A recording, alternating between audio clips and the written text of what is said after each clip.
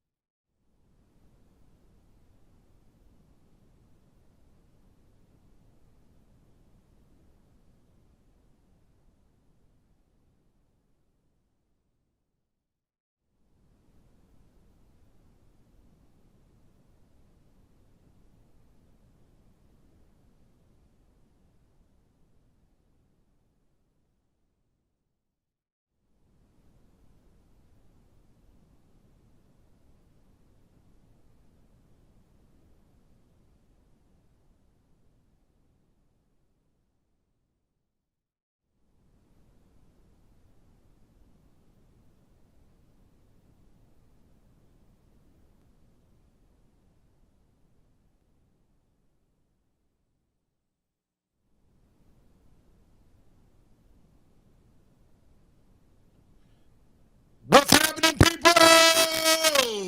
Yes, indeed, 3HL is on your dial, baby, and we are rocking and rolling on this Good Trash Talk Friday. Hope everybody having a great day out there, Babsy. Hi. That is Don Davenport. That's blocked. Twitch, please. Twitch, please. Twitch, please. Oh, Jeremy Pruitt. That's blocked. You know, Yes, you know Don Davenport here. Yeah. I was going to say, Brent Doherty's not here. Ron There you go. Slay is here. I'm in the building. I'm in the building. Oh, yeah. You are right, huh? I know. Is that right for today? Yeah. Listen. Is that right for a 51-page report with 18 violations and almost $60,000 of cash gifts provided to players? You know what, Babsy? Let me answer that. And let me answer that thoughtfully and carefully. There you go. Thoughtfully and, what's the word?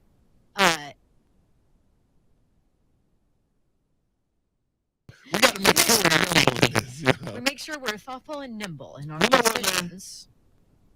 I'm okay with it. The reason being, once you get into the case, and we'll try to get into the details for you. UT, in a sense, with this, has a fall guy. So, Yeah. am I okay You're- with the 51-page document? Yes, I most definitely am, because it's pointing at someone. It would be different if they're saying it's all like the University of Tennessee is the that's the label. That's at the top of the document. But once you get into it in the black and white, it's pointing to people that are no longer with the university, that the university got rid of because they saw these allegations coming down the pipe and blew the whistle on themselves. So I'm okay with it. Like, the air is clear. I don't see a stumbling.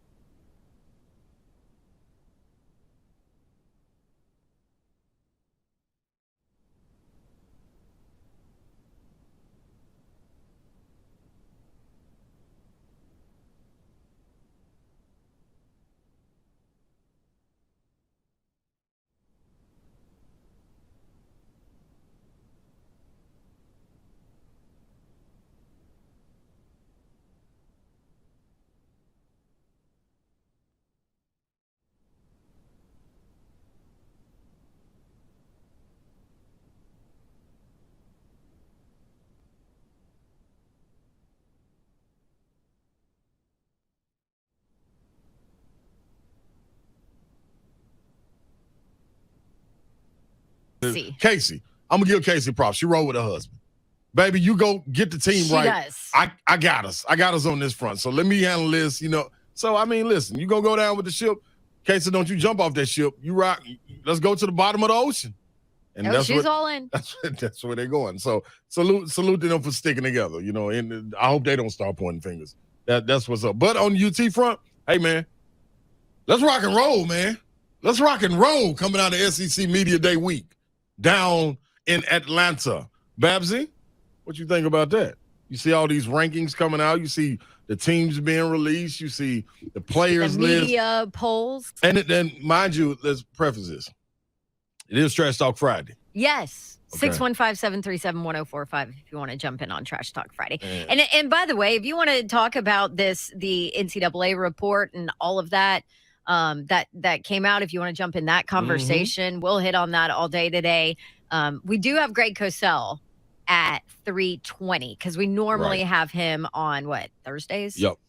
And because we were in Atlanta, we didn't have him. So we're going to talk to him today, but we are going to gear our conversations with Greg to all the college guys that he has been watching. Because this is kind of his break, I guess, but not really his break. You know what I mean? Right. Like, because, he doesn't break. He just watches film all the freaking time. All the time. Yeah, so we'll talk about some of the SEC players that will be prospects. And we got a trio of legends coming in the building. In the building. Coach Fitzgerald, his grandson, and his son will be in the building talking about their free camp being held at Tennessee State University. Marcus Fitzgerald Jr. putting on. So we'll be in 3:45-ish. Around that time. We got 3 generations coming in. Three generations coming in, Babsy. Fun. Yes, without question. A staple in the sports community, in the Nashville community as a whole. One thing about it also, when we're talking about this situation going on with UT, who better than our guy CeeLo? CeeLo coming on at 4. Oh, good. To give us a good breakdown. And we'll keep CeeLo if we need to. We just won't make it a little short segment, but CeeLo is going to give you enough. You always say, got to listen to what CeeLo says. I was going to say, you listen to the subtle comments from CeeLo. Mm-hmm. We'll give you a recap also, Babs. You think we should give them a recap of Atlanta, how that went and everything? Well, I am curious. What did I think we ended up with almost 30 interviews in 4 days. It was awesome. Yes, it was. But exhausting. Oh, man. Hey. With what? I think we had six head coaches. So, and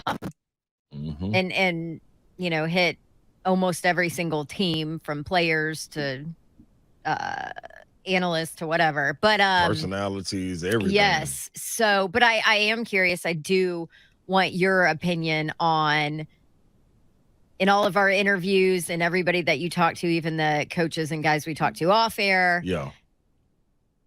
Who impressed you the most, or who did you walk away and say, that was a really good week for him? Yeah. You know what I mean? Yeah. Mm-hmm. That's, what, Babsy? Because I think there's a couple options. It is. And that's the tough part. I feel like you put me on the spot, and I like the spot, but don't just, you ain't got to shine the light on me at the spot. You know what I'm saying? But I'm just so many different people. And that's what I loved about SEC Media Day. I saw it last year, and y'all prepped me for it.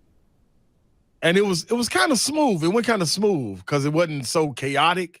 Yeah. It was kind of controlled and sending people this way and that way. This year, Babsy, this was chaos. Yeah. This was chaos in its truest form. And you know what? I had fun in the eye of the storm. But being able to talk to these athletes, coaches also, but most importantly, the student athletes. Yeah. And being able to tap into them on a different level, a personal level, and them being open to being able to talk about that, it's so many to pick from, Babs. It is so many to pick from on every different level. Are you going to pick one? You got to at least give me 3, Babsy. You just said 30 interviews. I know. How about I give you a coach and a player? Golly. Golly, Babsy. That's unfair. Wait, no. That's honestly unfair. No, that is it's unfair. not. We ain't even in the boom boom room. Well, guess what? Okay, boom boom room. One man headed to the boom boom room. All right, Slay. Right now, you want it right now? Tell the truth and nothing but the truth. To me, I am the executor. I'm in charge. Hey. What player impressed you the most? Dang. I know. You know what I want to say. I'm going to tell everybody why Ron Slay is struggling right now. You already know. I'm going to tell you why. You know. Because you know. Here, this is what's going through Ron Slay's head. Oh, boy. Man, I really could say Mike Wright, but he's a Vanderbilt quarterback. I can't be saying Mike Wright. He's a Vanderbilt quarterback, but at the end of the day, I can't really say loves Tank Mike Wright. because Tank's an Auburn player. But Tank's an Auburn guy, but man, I feel his story, and he was so honest. And okay, all right. But Hendon Hooker is my guy, and I love him. And am I right? These are the three. Hell yeah, Babsy. These are the three you're choosing. And I feel like who impressed me the most, without question, Mike Wright. Yeah. I walk away from that man with, man, give me I don't even want to say this loud. Give me a candy pom-pom. Give me a candy pom-pom to shake for Mike Wright, man. I'm going to be real. Wow. I'm going to be real. He was super impressive. Now, when you ask me, Babsy, who's walking around out there in the SEC that has my heart in their pocket? Mm-hmm. It's Hendon Hooker and Tank Bixby. Tank Bixby, first and foremost. Yeah. Like, without question. He lit up talking about his family. That man gave me chills. Yeah. Now, when you talk about the maturity and ready to take the next step, that's Hendon. That's Hendon. And I'm them three in that order, without a doubt. No doubt. I'm gonna be honest, without a doubt. Yeah. It pains me to say that. I knew. I could tell. I mean, pains. See, me, I'm kind of different though. We got to take a break because we've got Greg Cosell. He has watched Tank Bixby film, by the way. So we'll hit Cosell on some SEC guys that will be in the NFL soon. Okay. Sounds good. And I want to know yours. Yes. And we'll hit that. Maybe we'll hit that later in the 4 o'clock hour. Okay. All right. That's coming up. Greg Cosell breaking down the film on 3HL next.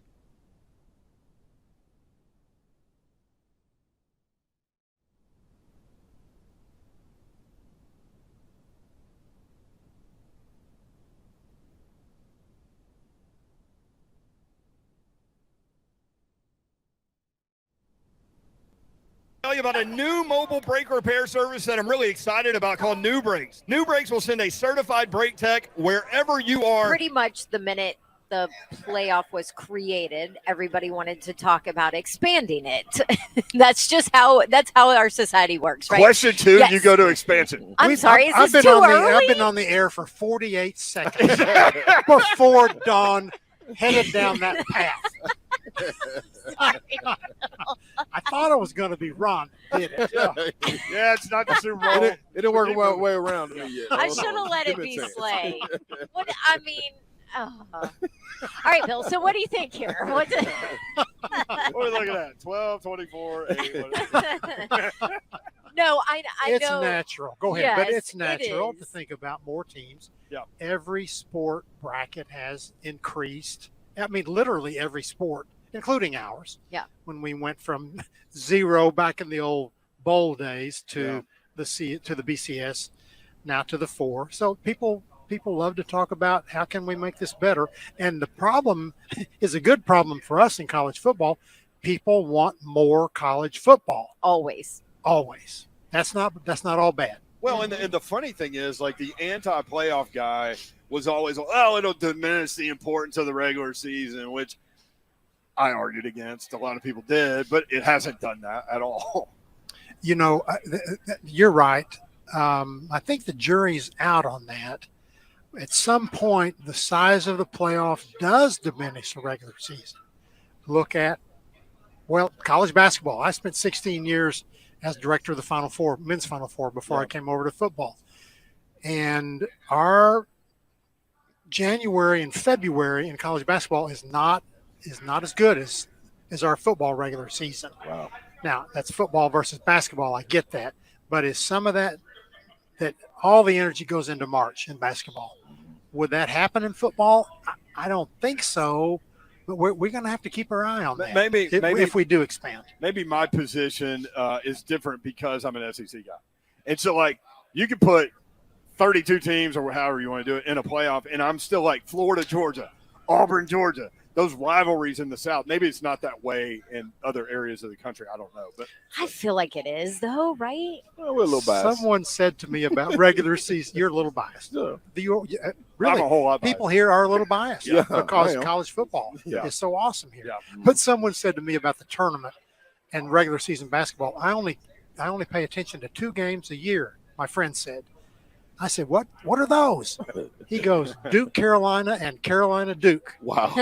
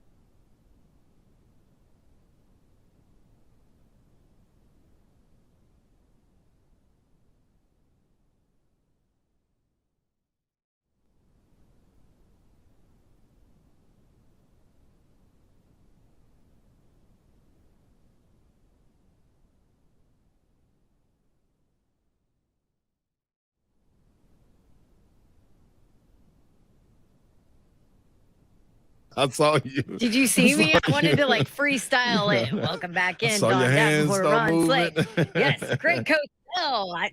Greg, what would you have done if I introduced you? You got that? I'm sorry. What would you do if I everybody. introduced you rap style? Is that something you do often, Dawn? Yes, I do. I tried to. No, I'm kidding. Not that talented. How are you, Greg Cosell, executive producer, analyst, NFL matchup with us, NFL Films guy. And sorry we moved you to Friday here. That worked out good though, since we spent a bunch of time with a lot of players that you've watched a lot of film with. Yeah, did you have a good time down in Atlanta? We did. It was definitely crazy, but we love.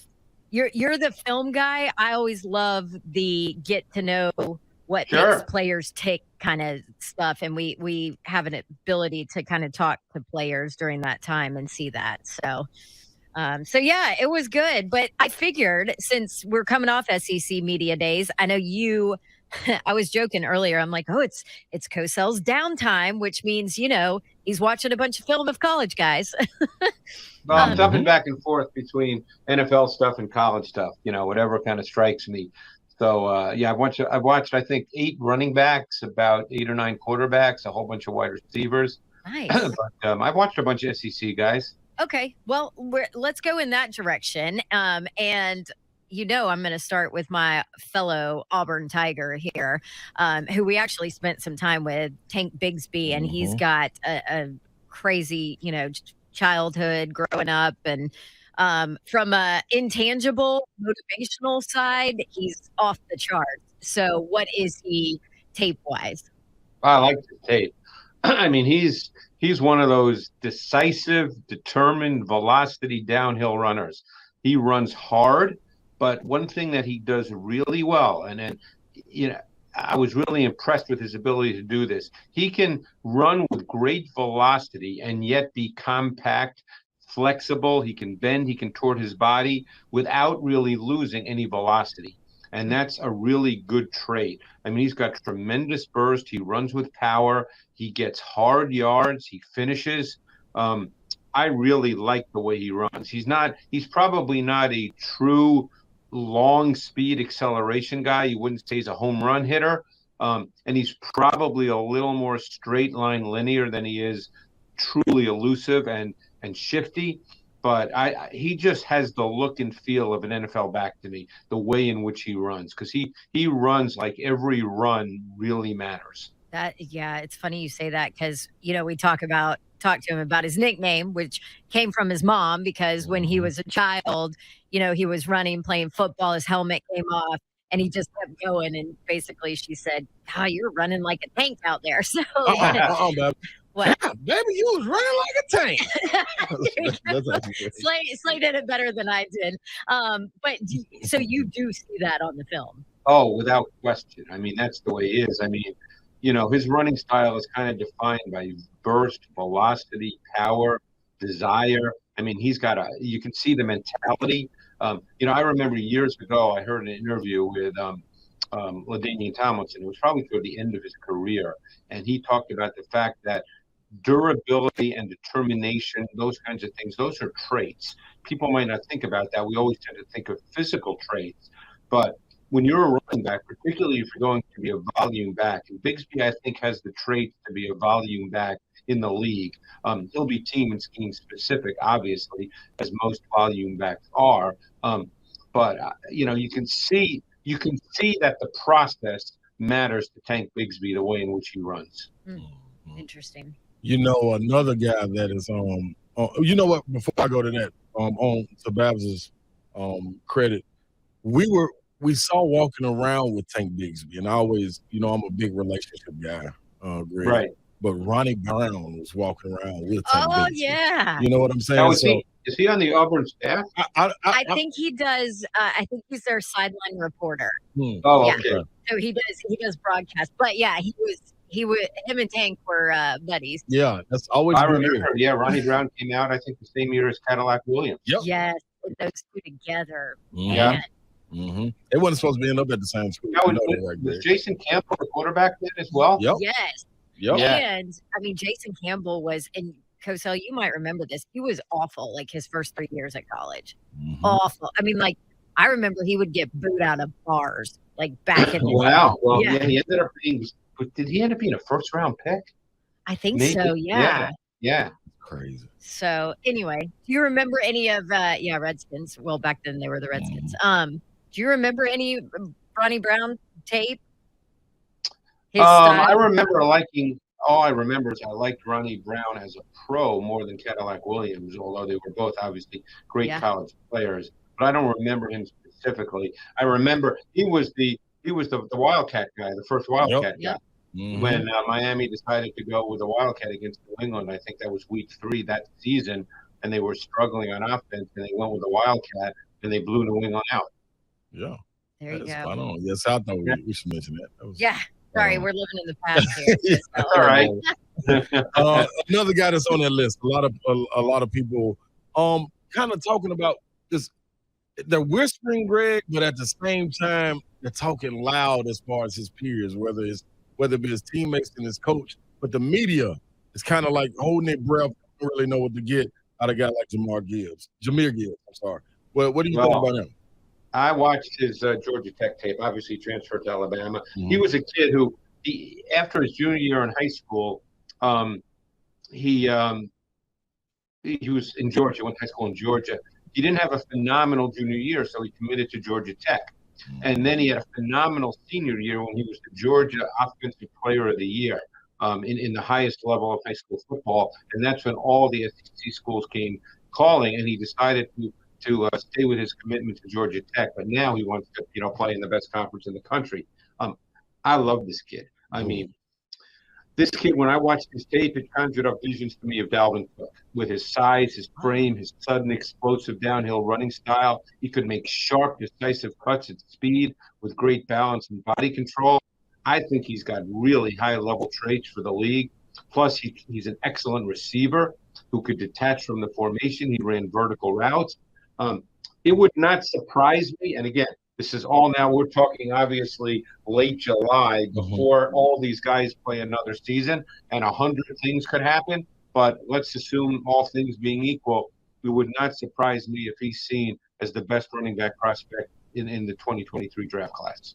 And with that being said, Greg, he's also running behind, the awards came out today, preseason awards for first team, second team, and all of this. 4 guys made the list for first team offense. That's the O-line guy for Alabama. So you run behind some of the Hogs.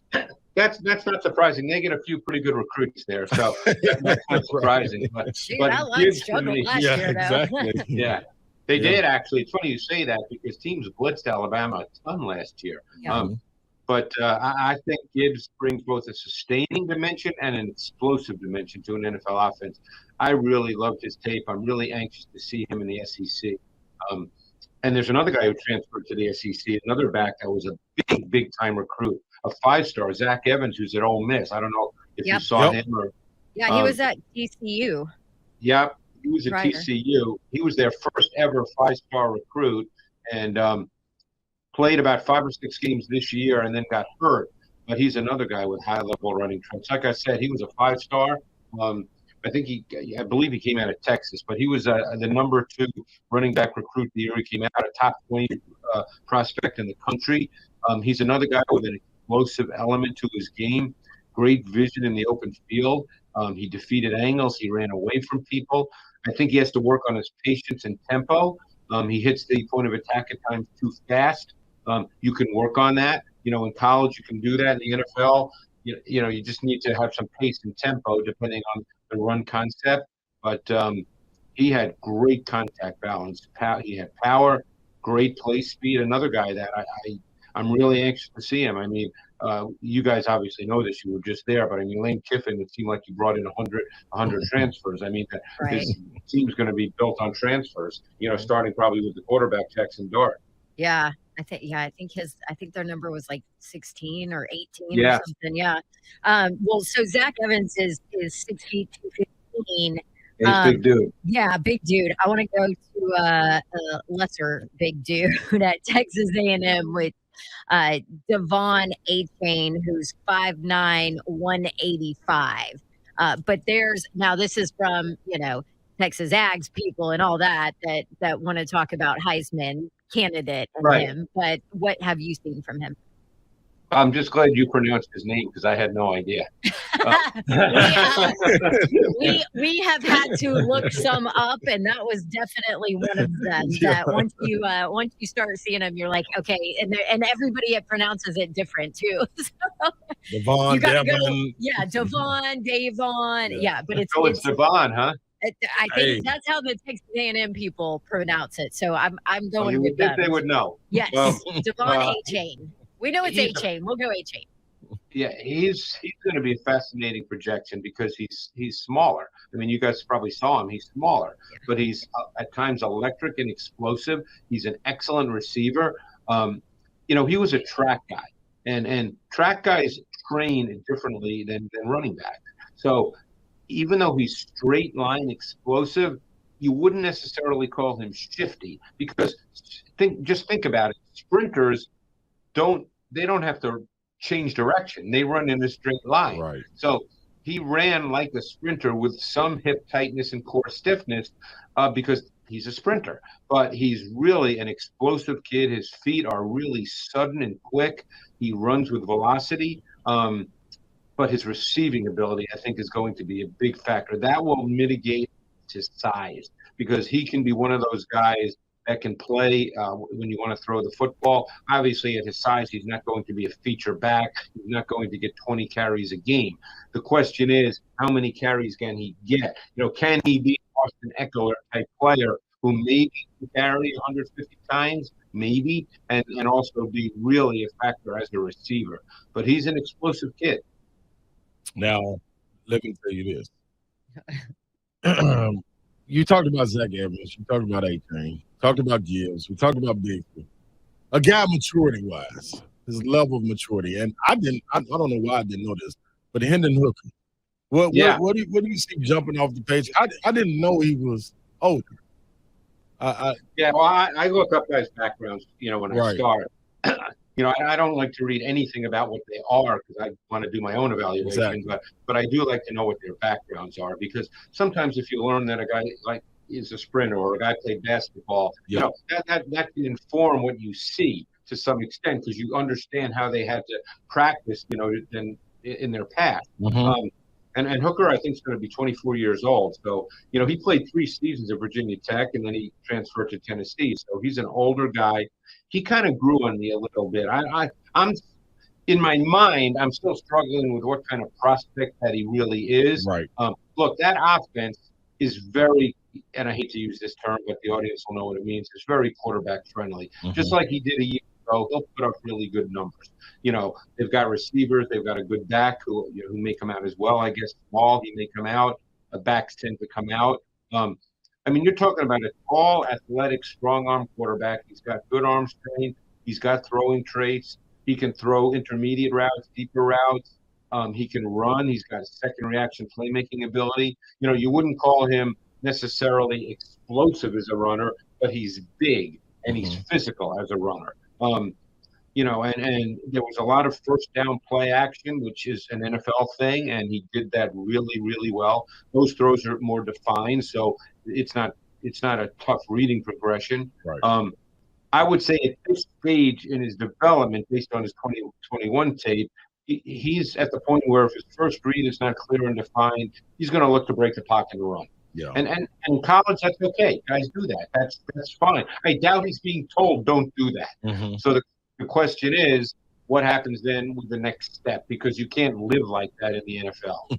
No, you cannot. What did he say? He kind of said he worked a lot on his footwork, right? Yep. And patience. Being patient, yeah, in the off season. So it'll be interesting to see him in action. Let's wrap up quarterback talk with Florida quarterback Anthony Richardson. Yeah, was he there? Yes. Mm-hmm. We didn't have him one-on-one. We just were able to physically see him. That guy's a little freakish. Yes. Now he doesn't have a lot of experience yet, and we'll wait and see what happens this year. But this kid's a big, physically impressive and imposing athlete. He's got freakish athletic traits. He's got athleticism. He's got speed, He's a dominant runner, which of course they'll ask him to do. They're trying to win games. I mean, obviously we'd like to get to the NFL, no question. But they want to win games at Florida, and he's a phenomenal runner. He has a profile of size, athleticism, speed, and explosiveness at 6'4", 240 that not many people possess. Yeah. And he's an effortless thrower. He can easily flip the ball. He's got a very balanced and sturdy lower half. He plants his feet. He just needs to play. I mean, he's going to get people excited right now, like I am, but he needs to play. And then we'll see how he develops when it comes to more of the nuance and the details of the position. But I mean, this guy, the guy you think of to some degree, and I'm not making a one-on-one comparison, but my guess is they probably, I know a lot of coaches very often with college quarterbacks will say to them, hey, look at this NFL quarterback. That's the way a lot of coaches do things, because I know from talking to coaches, it wouldn't surprise me if Richardson is told by his head coach to look at Josh Allen. Oh, okay. Yeah. And interesting. And he's built like why an edge. We didn't see more of him before. Yeah. Well, he didn't play that much last year. No. I think I watched every snap he played because there were only about 140 or 150 of them. Because remember, Emory Jones was the starter. He has since transferred, and he was a big time recruit as well, as you guys probably remember. Yeah, it was. Well, it's going to be fun in the SEC. Thanks. Oh, Slay wants. I just want more. Yeah, I just want to tell Greg, man. You're getting a lot of love. You always can watch our show streaming, and when you retweet it, we love it. You're getting a lot of love on the Led Zeppelin shirt, Greg. I just want you should know that. You should know that. You should know that. The Mighty Zepp. I saw them in concert in 1975 in Madison Square Garden. Oh wow! Nice. That's it. Yeah. Well, they're my favorite band of all time. So hey. Yeah. Let me tell you this too, Greg. We did get to see Will Levis in person. I kind of see when you see him physically, he matches up. He's another physically imposing dude. Yes, he's not as tall as Richardson, right. But his just body type is imposing. Yeah. He told us that it's hard for him to find suits because his thighs are so big. Yeah, no, I never had that problem. Appreciate you, Greg. All right. Greg Cosell, executive producer and analyst of NFL Matchup, and of course, senior producer NFL Films. Thanks, Greg. Appreciate you. Thanks, guys. Appreciate it. We'll chat next week. Good All stuff right. right Good there. stuff. Yeah, it was funny. I was chatting with him earlier, and I just said, hey, what do you think if we talk college guys? Because Greg just everybody and everything. So that worked out well. We do have camp next week.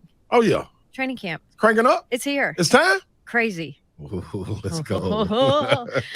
We got some special guests in the studio coming up next. You don't want to miss it. This is 3HL 104.5 The Zone.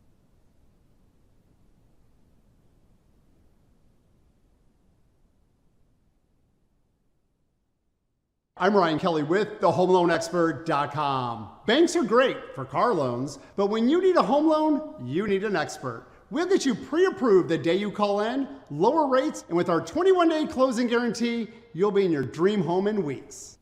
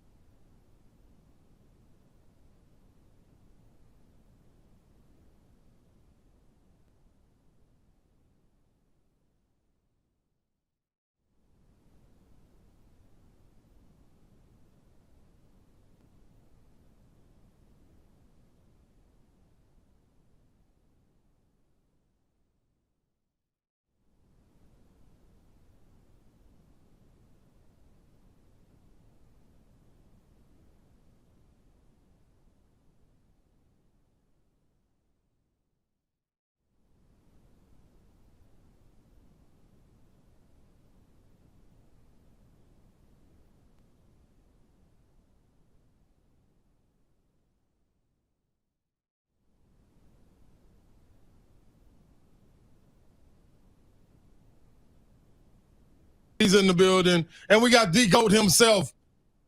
How should I introduce you? Should I say Big Ma? Should I say Coach Fitzgerald? It's Big Maurice. It's like what should I say? Coach Fitzgerald. Got about a lot of names. It's on you today, Select. You still going by Coach? Yes, sir. Okay, you always Coach, huh? Oh, Hey, can I just point out? Yes. He has a volleyball shirt on. Hey, that's right, man. And I wore it because I know who run the show.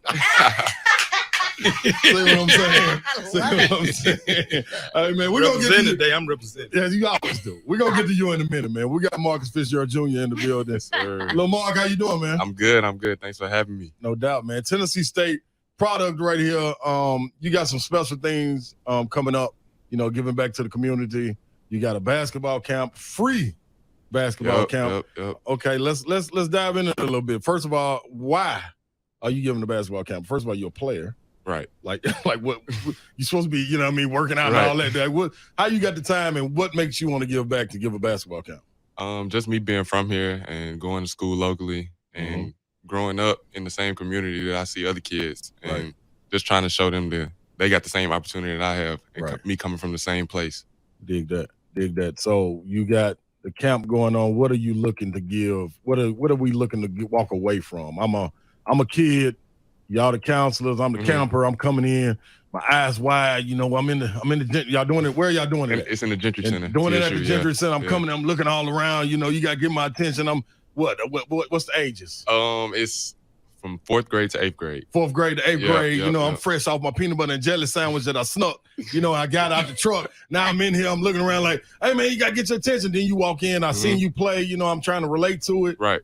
What am I walking away from at the camp when I leave the camp for the day? Really just a fun experience because it's only one day, so it's not. I ain't gonna turn nobody into the best player. Give one scholarship. Right. Not in one day. Just like to have fun and just come and just be in the college gym and just learn from his great trainers is gonna be there. Learn from me and just show them that like it can be fun too. It takes some work, but everything is gonna be fun. What did that mean to you growing up? I know for me personally, being able to go to camps at TSU, being able to go to Vandy, when Coach would take us on the road to go to camps at Knoxville, to be able to sit there and be able to touch guys like Carlos Rogers, Corey Allen, Anthony Mason, people like that. What is that? I know what it did for my confidence and what I took away from it. What did it do for you when you were younger to be able to walk through there, you know what I'm saying, and you be able to see the guys that, that you went to go watch play and pack gyms out? Yeah, it just motivated me, basically, because I wanted to be there one day and just be a part of it. So me just actually get to be in the gym and see the players and listen to them and just be around just was like, yeah, I can do this, or this is where I want to be in life. Right. Coach, let me bring you in. On this a little bit. What do you from an aspect you on the outside looking in, what kind of feelings you get to see your grandson be able to go and put on a camp, do something to the extent that you've been doing all your life? You know what I'm saying? Like him picking it up and running with the torch. Well, it's exciting. In general, if a young person wants to do something and you want to be a part of encouragement, help motivate them, support them, undergird them through any activity, especially, giving back. It's not what you receive in life, it's what you can give back in life. And you got, both of you all can answer this. You got ways to give back. This is a free camp. And when people hear free camp, they automatically say, oh, everything free, man. Hey, get your 2 kids, we're going to send them. But it's something, like you got people volunteering. It's things that go into it, though. So is there any way people can help out, donate? What measures can they take that they can help out to help this not just be a one-time affair, but something that can continue on and on. And outside of this is the beginning. You want to do stuff, Thanksgiving, Christmas, so forth and so on, but you're setting the groundwork now. What's the way people can reach out, donate, help, get in touch with you, see how they can volunteer, whatever? Well, people can hit me up on my Instagram and like a way to donate, just backpacks, school supplies, anything. That's what the focus is with this camp because school's about to start. Right. And that's just like my Instagram is Marcus Fitzgerald Jr. So you can just DM me, hit me up through there, and then we can work something out on how you can just get it to the kids. Okay. All right. Okay. People that want to attend the camp or bring the kids. Right. What's the info, time frame, day, all of that? Okay, the camp is next Tuesday, July 26th. Okay. And it starts at 9 a.m. and it goes to 3 p.m. Okay. And it's just we gonna have lunch. It's just gonna be all day thing. So that's what it is. Fourth graders to eighth graders. Fourth graders, eighth graders. And we That's have an impressionable backpacks, group. those things, free lunch. We have backpacks. We have school supplies. But like I said, when DM, you can certainly donate to this. It's very worthy. A worthy program, to get the kids motivated to go back to school. I know they're not motivated to do that right now, but to get ready to go back to school with backpacks and lunches, just incredible. Some Tennessee State women and men are volunteering their time, along with some super trainers, Jamal Richardson, Marcus Kinzer, some of the people that that are going and donating their time and energy to make this a fun camp, to enrich their lives and hopefully provide some discipline and encouragement, some focus, and even have some people to come to talk to them. There's some people that come to talk to them about resting while being awake. Ron, you ought to know about that. You do that on this show all the time. So that's my forte. Yeah. Coach, I hear stories about you and just the impact that you've had on so many young people's lives as they've grown up. Things like this, why are they so important? Free camps where these kids can be around their peers, where they can kind of learn, how to handle certain, even if it's a one-day camp, it's something special for kids that maybe wouldn't have an opportunity to have something like this. Why is it so important? Well, what have you seen? It's very important. And unfortunately, we have a cap on our, as far as attending the camp. It's full. People have signed up, so we're looking for those. There may be a few that's walk up, but primarily it's full. It's capacity right now, but it's very important. We've always done that throughout our lives, throughout my life. I've always found a way that I should give back, and that's the way I was raised. Whatever we can do, we can. Also, a lot of times, a lot of our kids, they're in programs that are, quote, not as esteemed as some of the other programs. So we want to give them the opportunity to make sure that they have it. It goes back to, the Pearl Cone days when I first arrived there. We really didn't have a lot, but there are so many people out there, so many good people. There are a lot of good people. Certainly we couldn't do this by myself or ourselves. There are people that are not living in our community that are giving back to the inner city particularly. The Bill Freemans of the world and the Dan Crockett's of the world and Dr. Ray Richardson's, the Enid Fuzz, the Frank Stevenson's. You just go on and on that are people, James Jenkins, that are giving back to help me in order that I can help others. Certainly, I couldn't do it all by myself. Well, there we go, man. So listen, you can go out, support, and get over there and see some TSU basketball this year too. You know what I mean? I'm over there on the color. You know what I mean? You might see me standing up. When my man shoot the three and let it rain. Bang, bang, bang. That's me. If you're listening, man. Sure. Listen, Marcus, we appreciate you sliding through, man. We're gonna tweet out the link and put it in. And also my telephone number. Oh, okay. We're gonna put. I'll tweet that out with the link also, man. Oh, Coach, so y'all can tap in. Everybody's and Bab, I appreciate being here. I'm representing with the basketball, and certainly you've been an inspiration to a lot of people. You really are. Thank you for helping out this gentleman here, Ron. She does a lot. She does a lot. You mean him helping me out? Man, Coach, you're the best. No doubt, man. We'll be back, man. We have Chris Lowe coming up next. Y'all stay tuned. Stay right there.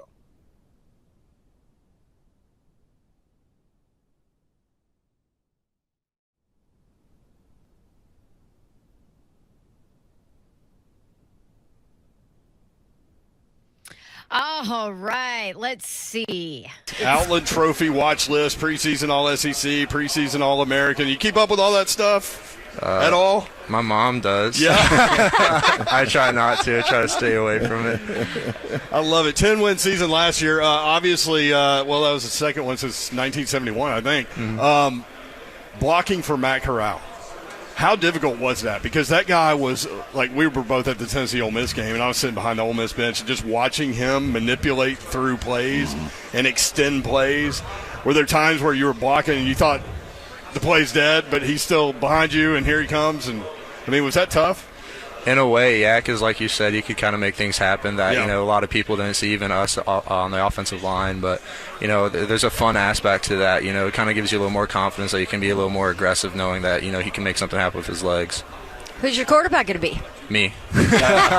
You were ready for that one, Yes, weren't I'm you? playing quarterback. No, but I mean, emergency quarterback. Yeah, I hey, can that's rip it. always a I thing, can right? spin it. From what I hear, you were quite athletic, which I know Slay's going to get into. But before that, how different is it with, you know, the two quarterbacks, and what does each kind of bring to the table? Yeah, I mean, I think first off, it's just kind of a different experience for us, just because we were so, you know, set on Matt Corral was our guy. And you know, it was pretty obvious. You know, he ran the team and he ran the offense, but they both are a little different how they do things. Both great at what they do, though. You know, we're in a really fortunate spot. You know, we might have a quarterback battle going into the season, but you know, they're both really two great options to have.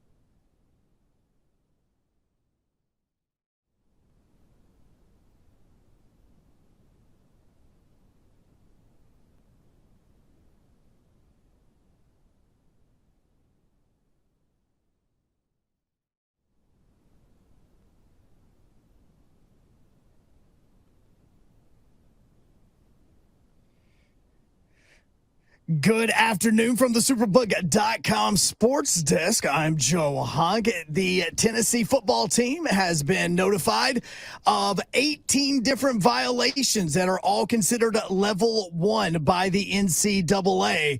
These violations come in a 51-page report that all deals with over $60,000 worth of cash and gifts that were reportedly given to football recruits and players by Jeremy Pruitt, his wife, different coaches, as well as staff and boosters. You'll hear more about that from Chris Lowe coming up here in just a few moments.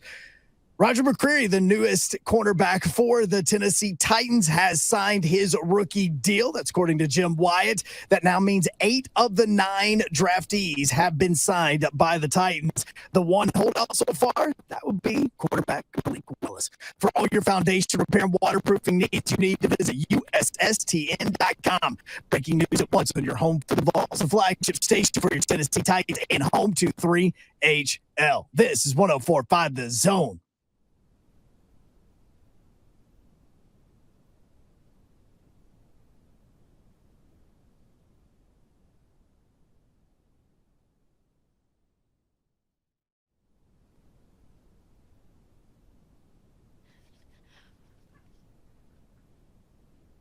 Welcome in 3HL 104.5 The Zone. Happy Friday to you. Yeah. Oh, it's Trash Talk Friday in Music City. A beautiful day.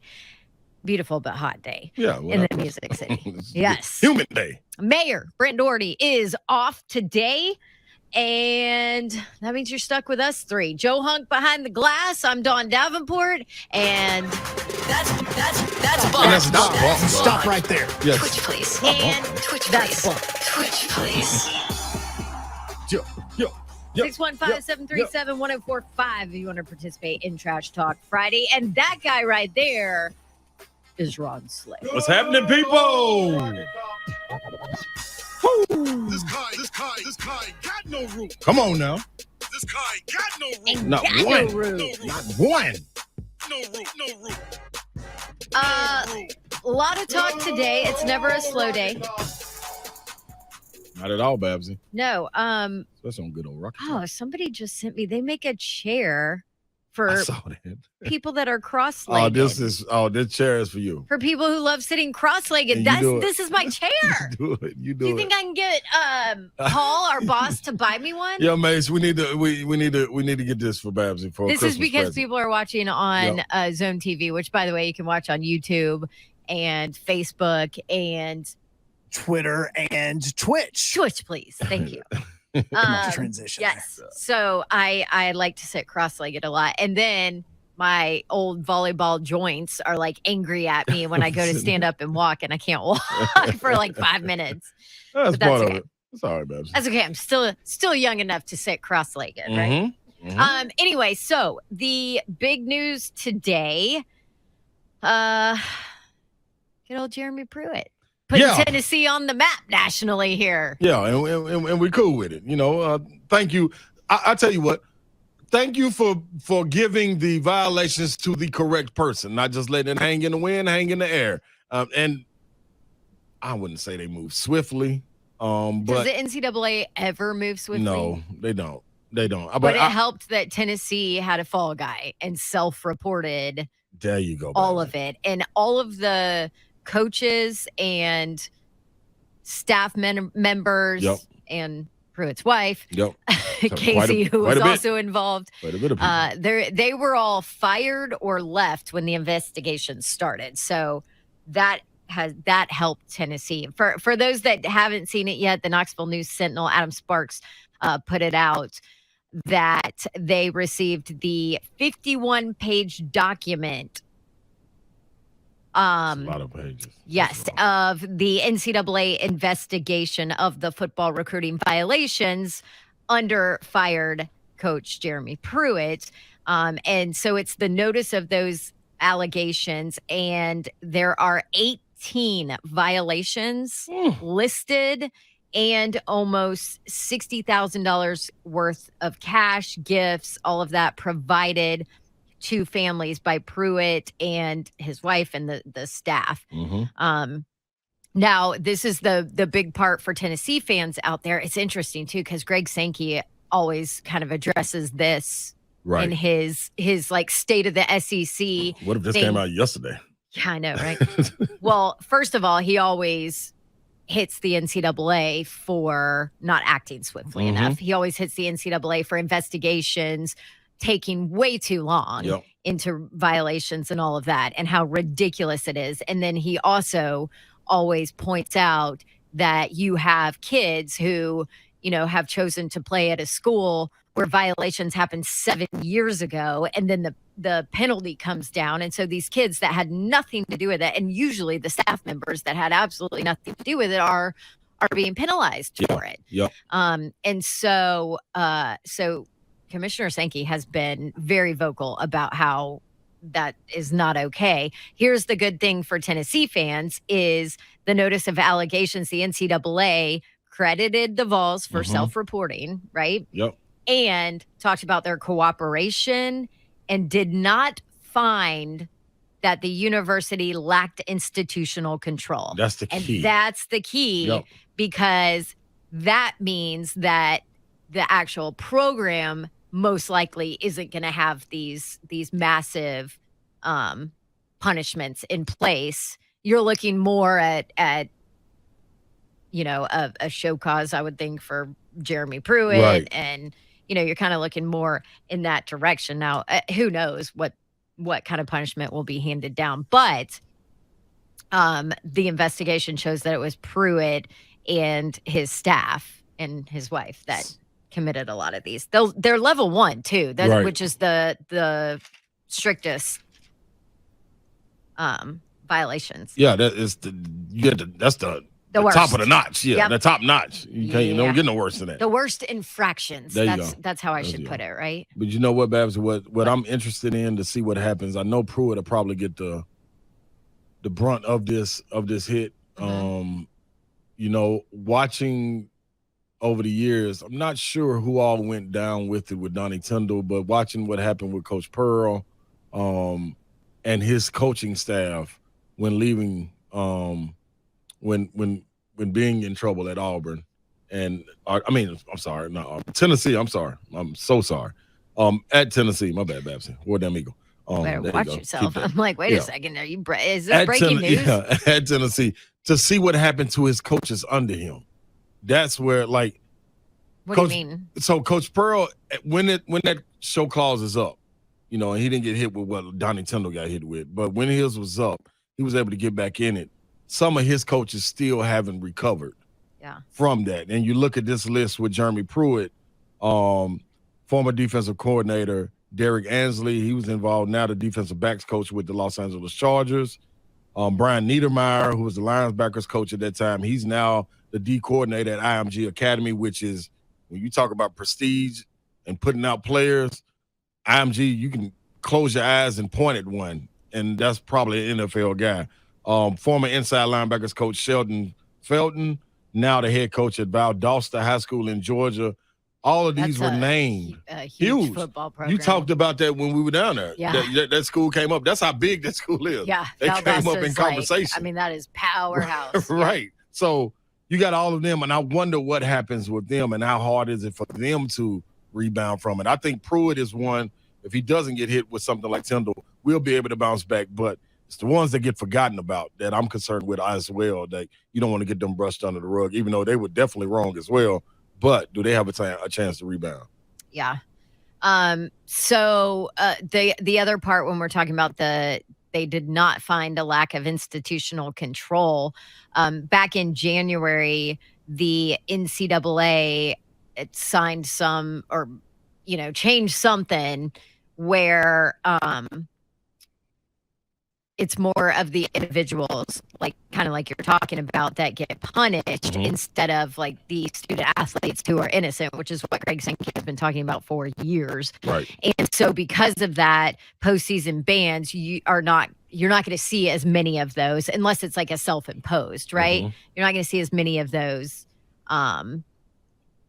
from the NCAA at least. And Tennessee never did a postseason ban. They didn't impose that. They just basically cleaned house. Yeah. And was it Dondi Plowman that just went in and Without question. fired everybody? Yep. And then she also with got cause. She was like, "Let's go. She You got want to go to outside court with this? Here, sources yeah, to investigate this. I think that played well in it too. So yeah." yeah. So anyway, it's going to be interesting. So how this works is now I think the university has like 90 days to react to it, and then the punishment phase like steps in or starts. So and then I think it's another 60 days for the punishment phase for them to like decide what the punishment will be. So, but we're going to talk to somebody who knows a heck of a lot more about it, and that would be Chris Lowe. He's coming up right after the break, and when we're done with Chris Lowe, if you want to stay on the line, we will get you involved in this conversation as well. 615-737-1045.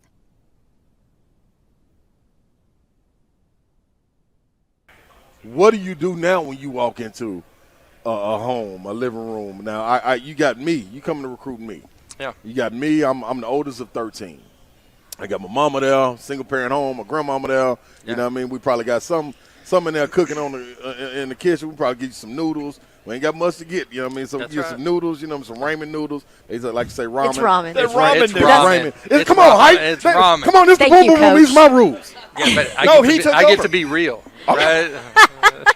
This is going to be the only time I'm going to say, okay, we got some ramen noodles in there cooking. There you go. We're going to go with the chicken flavor and the beef. That's what you're going to pick. You sit down on the couch, you talking to my parents, man, what are you going to sell me on? You know what's crazy is that most of the recruiting now, like you're not selling once you get in the house. Like you've already had them on campus like a handful of times. Right. The recruiting cycle is so different than it used to be. Right. But what are we going to sell, man? We sell personal and professional development, like the opportunity to grow as a human being and like the realness of what it's going to look like inside of our building. Like what are your goals, dreams, and aspirations? How does Tennessee football, non-football, but the University of Tennessee help you go achieve those goals and dreams, and how do you fit into the culture? And you know, to me, those are unbelievable opportunities to sell, right? Love like that. They come to game day, like they've all come to game day. Yeah. Like that sells itself. Yeah, That's it does. College athletics as good as it gets anywhere question. in the country. There's nothing like it. Yeah. As a competitor in the league, when I came, it's one of 2 or 3 spots that I've ever gone out early for warm-ups. But driving up, seeing Vol Navy, driving into that stadium, I was like, I'm going to go check it out. Yeah, I got to experience this. There ain't nothing better, man. And now getting a chance, and I'm going to be honest. Yeah, right? because you ain't got no choice. I was a skeptic of Vol Walk. Like it can't really, it can't There have been really, other coaches that have said that, it can't really be like that. Yeah. What was the feeling? There is nothing like it. And I can't tell you what my son said as he was walking by. Chills all the way through. Yeah, man. It's awesome. It's serious. Yeah. Okay, now let me ask you this. Let's get away from the coach. Let's get away from the competitor. Let's get away from all of that. Let's get away from the team. You got 2 days. We got 2 days. We're going to snap our finger. You can take me anywhere with you. Where would you like to go anywhere in the world? We're going to have a good time. Yeah, we're going to have a good. It's just me and you. We got 48 hours. I'm going overseas. We're getting on your jet. Hey, going overseas. You can snap your finger. We got a jet in the boom boom room. That's right. I like that. Yep. I mean, we're going Italy and Greece, man. Checking it out. Let's go. See, he know my stomping grounds. You Yes, know what I mean? yes, we're he going to have a does. good time over there. Did his research. Yeah, you better know it. So, all right, last thing. Josh Heupel, the hype train. When them fans are going bananas and you coming out of there running out the tee, you got the lights going crazy. You got the fireworks going on. Let me tell you, when the lights go off and it's all orange. Yeah, serious. It's serious. That is sweet. That Ole Miss pregame thing man, was unbelievable. I did everything in my So power was that not to Ole run Miss down on postgame the thing. field because I didn't want to be put out the game. But, I probably would talk to somebody. But this is what I'm asking you. Have you ever ran through there with the energy? I mean, it's going. And said, hey, man, you can't trip and fall. Did you ever think you would trip and fall running through the tee? Boy, I've never thought that way ever in my life. And now, Thanks, Slay. No, I know, because guess what? when they play Ball State, he's going to be like, damn, Slay. This was my fear. Like, when I was a player, they let us go through the tee one time, and I was out the whole time saying, hey, man, what if somebody fall? And a player, I ain't going to say the name, one of our basketball players, he slipped and fell. He wasn't ready for all that. He wasn't ready. It was too much energy for him. He could handle 21,000. No, he couldn't handle 100. So we take it light on you, man. We take it light on you, Hype. But let me ask you this. 2-minute drill. Going down the field. You start at the 10-yard line. Okay. Got to win this game. Yeah. Got to go score a touchdown. You're looking at your team. Yeah. You got young hype right there. National championship hype. Yeah, he's running the offense. He running offense. Okay. And you got Hendon right there. Yeah. Which one you telling? Hey man, go win us this game. Hendon Hooker. No Without doubt. question. Yeah. Why? He's got better coaching. Oh my gosh, you just nailed that. Look at that.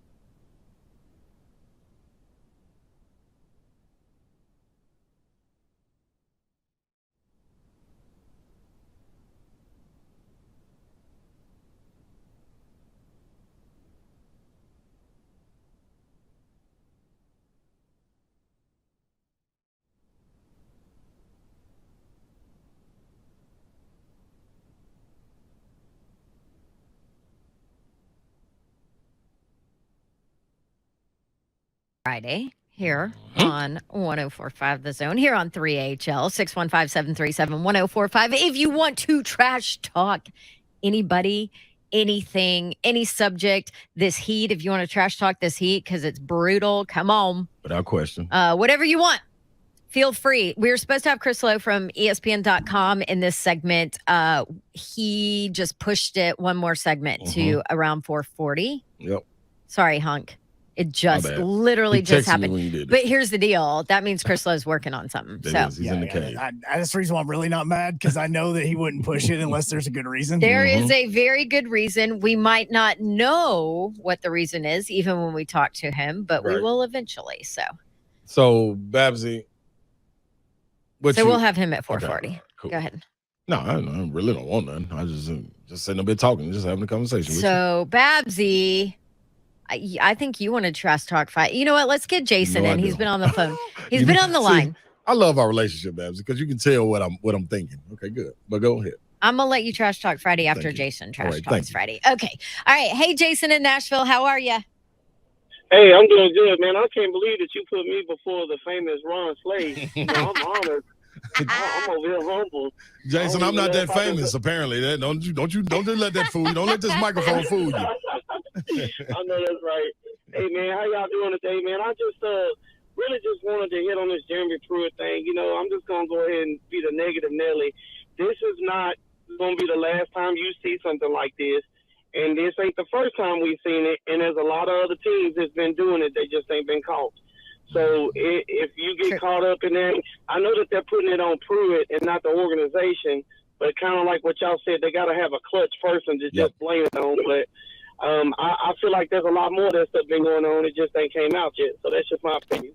Yep. Appreciate that. Yeah. Thanks, Jason. It's totally true. I think there's different ways. I mean, and there's different coaches that learn different ways of doing it from where they've been assistants and graduate assistants. And been heads of it. Like, and I think the thing in it, like what Jason said, and you said too, Babsy, when you got a fall guy that doesn't mind jumping out there and taking it, well, or doesn't have a choice. Don't have a choice. That's what I was gonna say. Don't have a choice. I think automatically back to the situation that the NCAA had going on with Rick Pitino at Louisville. He ended up. He was fired for basically Will Wade got to coach 7 more years. You feel me? So that's where it gets sticky to me. Like that's where it's like why annoying. Why? You know what I mean? Why can't you have a letter of the law you're gonna go by and it goes to everyone? Like you wanted to persecute. I hope that's a good word. It's an okay word. All right, that's cool. It's a powerful word. Yeah, I wanted it to be powerful. I know you did. You wanted to persecute Rick Pitino. And listen, I'm not the biggest Rick Pitino fan. I love what he does on the court. X's and O's, hey man, recruiting, what he gets out of his players. He gets the most out of the average player, more than I could think of any coach.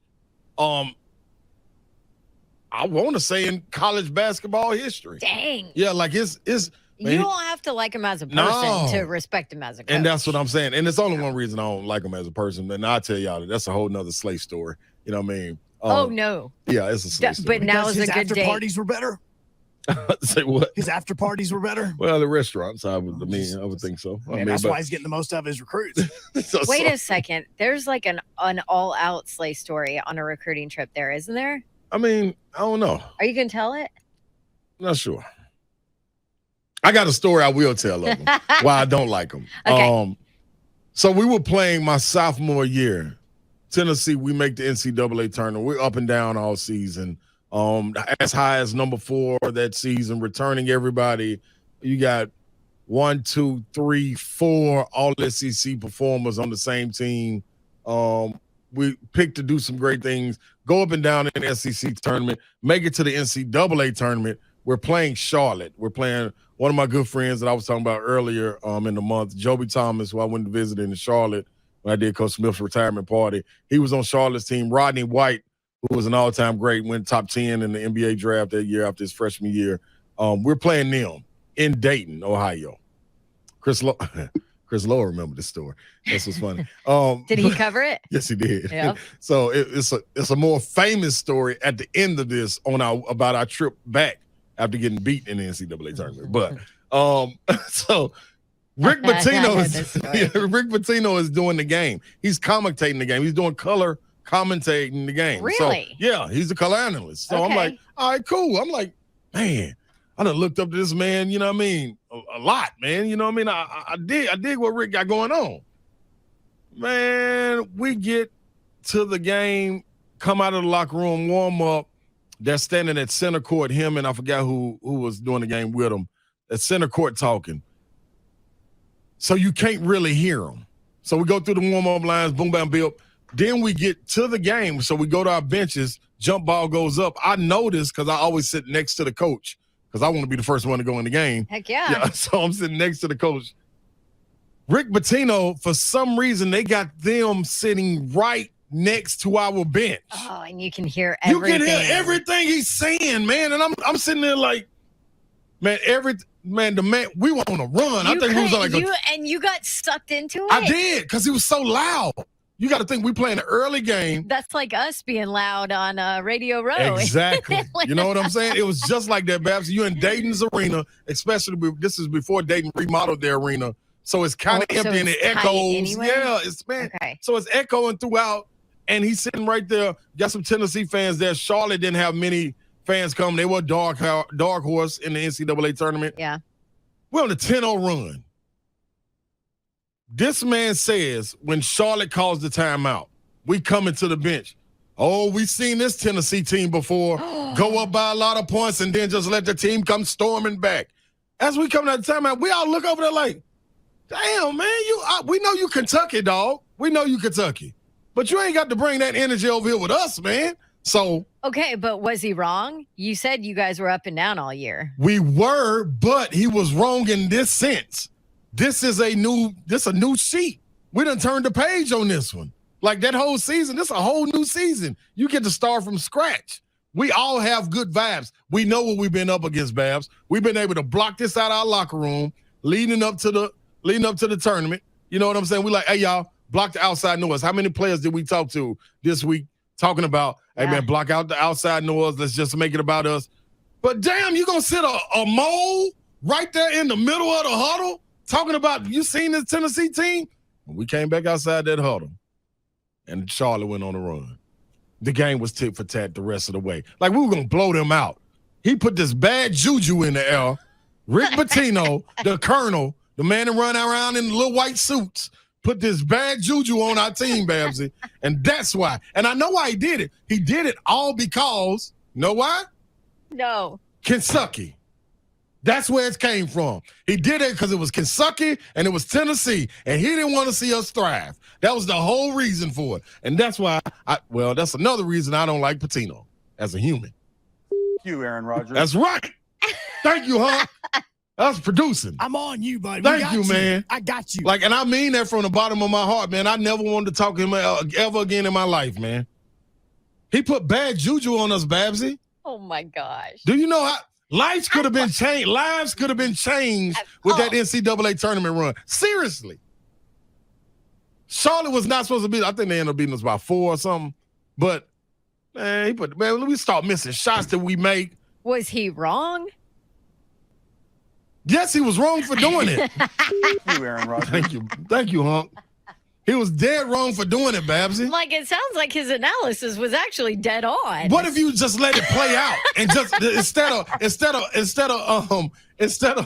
instead of looking in the future and telling what's gonna happen, call what's happening in the game.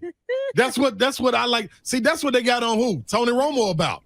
Sitting there in the booth telling the plays that were gonna happen before the plays happened. Nobody liked that. Well, he was right. He was right, but don't do that. Us as the fan, don't spoil it for the fan. Don't spoil it for the player. We could hear him, man. I wanted the loose ball to go over there so bad. I was going to dive. I would have cleared the whole commentating booth out. All of it out. Oh, man, I was sick, man. Rick Pitino. Man, Coach should have gotten on you guys to block out the outside noise. We had it blocked out. We were good. We were rolling. You couldn't keep it blocked. It's a legend talking, Babsy. I give him his props. I know who he is. You know what I mean? Like, don't do that to us, man. Leave us alone. So funny. And so from that point on, That's You're why it's done Kentucky. with Rick Pitino. And it came from the roots. It came from the bone gristle of Kentucky. You hear me? It came from so all y'all, when y'all hear me talking about Kentucky, it's something deep down in my heart. Why I don't like Kentucky. But I give them their props. You know what I mean? What props are due. When they're deserved. Yeah. But when it come to us and them in Tennessee, ain't no props. Like Buck says, sit on and spin. My man Buck Rising. Happy birthday, Buck. By the way. Yeah, happy birthday. Yeah, so that's my Rick Pitino story. Why I don't like it. It's another one too, though, that took place in Louisville. Okay. Before I went to the Bluegrass Derby Festival. Yeah, that's a whole nother story, though. Well, I mean, while we're here, might as well. Nope. I just know this. I think that's the story that I know. Yeah. Okay. Just know this. Reese Gaines didn't play in. Hey man, the man didn't play in the All-Star game, man. He got a standing ovation. This is with Joe Johnson there, me there, Kirk Heinrich there, Nick Collison there, Jamal Crawford there. Like, we got a star-studded event. Rick Pitino, you puppet master, you. Oh my gosh. Can we please get Pitino on? Cut the strings. Somehow, some way. Cut the strings, Rick. You're not a puppet master. Thank you, Hunk. Okay. My rant is over with. You good? That's not even your Trash Talk Friday either. No, that's what's funny to me. No, that ain't my trash. I got Trash Talk Friday ready too, though. But we said all that to say, in that Louisville story, Rick Pitino, he had a fall guy in his GA. You know, so when you got that's right. Yeah. That was the entire point. I brought that back around? Yes. Thank you. Yeah. So you saw that with that in that situation. So he was able to kind of move unscathed in that situation, like Tennessee probably would be in this situation by having a guy like Pruitt being able to be. So is Jeremy Pruitt the fall guy, or is his wife? Both. Oh, no, it's combined effort. Plus all these other. All the assistants. You need to stop. I'm just asking.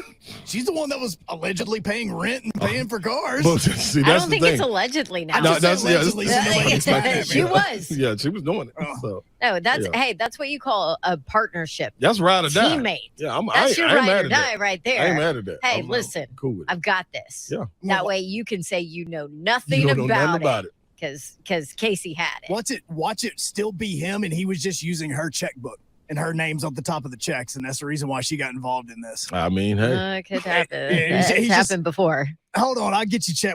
I can't find mine. Just give me that one. Yours, yeah, just use yours. I got the money. Don't worry. The same thing for McGee at Louisville. That was one of Rick's former players, man. Ended up being one of his coaches, and McGee took the whole shot. I forgot his first name. He took the whole shot for that. Dang. Shady stuff going on. We've got Chris Lowe coming up at 4:40, we think. Before we do that, let's check in the borough. Robert in the borough. Hey, Robert. Hey, what's up, guys? Y'all doing all right today? Doing good, Robert. How you doing, brother? Man, it's a nice, balmy 75 degrees. Wind coming out of the north. 75? Where are you? Yeah, Robert, where you at? Where you located? Like, it's 105 here. Yeah, I'm up somewhere up in my head. But anyway, real quick, and Ron, I'll get your opinion on this, too. Okay. I'm just wondering, with this coming out now, 18 level 1 violations, and I'm kind of wondering, I know we're going to get something out of it, but with the NIL in effect now, do you think that will play a part in it in any way? I don't think so. Yeah, I don't think so either. No. You don't think so either? Okay. I'm just kind of wondering, I know we're going to get something out of it, and that's fine. And by the way, Don, my son Googled you last night. Your son Googled me? Yeah. Did he Google? Did he click on the right Don Davenport? I hope. Otherwise, bless his heart. Yeah, he brought it in and showed it to me. He thinks Babs is hot. Good. He's like 13 years old. We got like 4 damn dogs and they got a backyard and everything, but he thinks Don Davenport's a bomb. Ron, we appreciate y'all guys, man. Go Vols, baby. Thank you, Robin. Thanks, Robert. Most definitely. Hunk, don't you ever play that Cougar sound again. Yeah, he sure did. I'm just saying, he's 13. That's what it would be. You ain't wrong. Oh, Jesus. So to Robert's point, I don't think that won't have anything to do with it. What will help Tennessee is cooperation, the fact that the school immediately fired Pruitt when they kind of uncovered some of it, immediately fired Pruitt plus 7 other staff members like that with cause, like jumped on it. And if you look at, Adam Sparks does a great job of going down all the violations, but I want to say, at least in the first couple, those recruits that were involved in the recruiting violation didn't end up coming to Tennessee either. Right. So that'll help too. So the fact that there's nobody left on that staff that they were immediately gotten rid of, basically, and there's nobody left, that will help their cause. And we also have situations that we can look back on and see like that these people are in the right, with it being around NIL and stuff, but you got to look at situations like when we had Merle Code on, we had the exact same thing. He's totally right. For him to go have to do jail time and not be able to point at how it's legal now to get out of that, I think it's going to be, that's a perfect example. Like he's still like and he's in jail. Yeah, he's 3 or 4 months from getting out. Yep. Yeah. Yep. And we did have a check-in him on with the him too. morning before he went to jail. Right? So did. Yep. So he's trying to get out now. He's trying to get. Are you listening to his book? I finished it. It was, Did you read it or did you do audio? I did audio, but he goes in depth and was naming specific players, how he helped them, what he did, everything. Really? I mean, it was intense. I'm gonna have to jump in. And it was all legal from now. All legal, and everything he did, like the what would be legal now? Yes. Yeah. I mean, the connections he had to Zion, to LeBron, to all of those players. Crazy. Yeah. All right, let's check in with Chris Lowe. He'll be able to kind of clear. Well, I say clear it up. Who knows? It's an NCAA deal. So yeah. But Chris Lowe, ESPN.com, will join us after the break. This is 3HL 104.5 The Zone. Hi, I'm Ryan Kelly. Thinking you need a big down payment to buy a house? Well, you don't. So stop searching for the money. At thehomeloanexpert.com, we can get you in the home of your dreams with no money down. Get pre-approved today at thehomeloanexpert.com.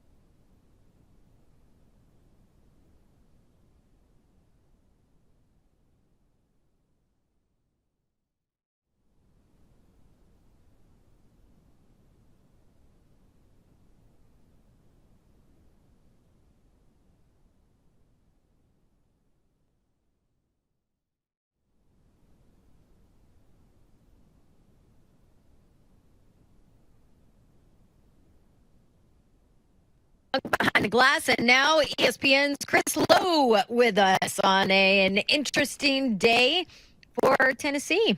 Hi, CeeLo. How are you? Happy Friday. Hey, Dawn, Ron, how you guys doing? We're good. We actually were just talking about Rick Pitino in Louisville and Slay's issues with him, and that you were most likely covering that Charlotte, Tennessee NCAA game that he was referring to. Do you remember that? I had a problem with that game. Dayton. I was right there in Dayton, right, Slay? Yep. Exactly, CeeLo. I told him he put the bad juju on us, man. That man up there doing all that talking. Leave us alone and let us play, Rick. That's right. He was the I guess CBS's color analyst for that game, if I'm not mistaken. Yep. All right. Yep. Exactly. Mm-hmm. We went down in flames. All right, Chris. So the 51-page report from the NCAA on the Tennessee investigation is out. What is the biggest thing that you pull from what's out there? Well, Dawn, if you're looking at it through the Tennessee lens, it's probably that Vols did not get charged with lack of institutional control. Yeah, that's the biggie. When you get hit with the lack of institutional control charge, that's when you got to start worrying big time. You know, what's going to happen here? That's usually when you get crippling penalties.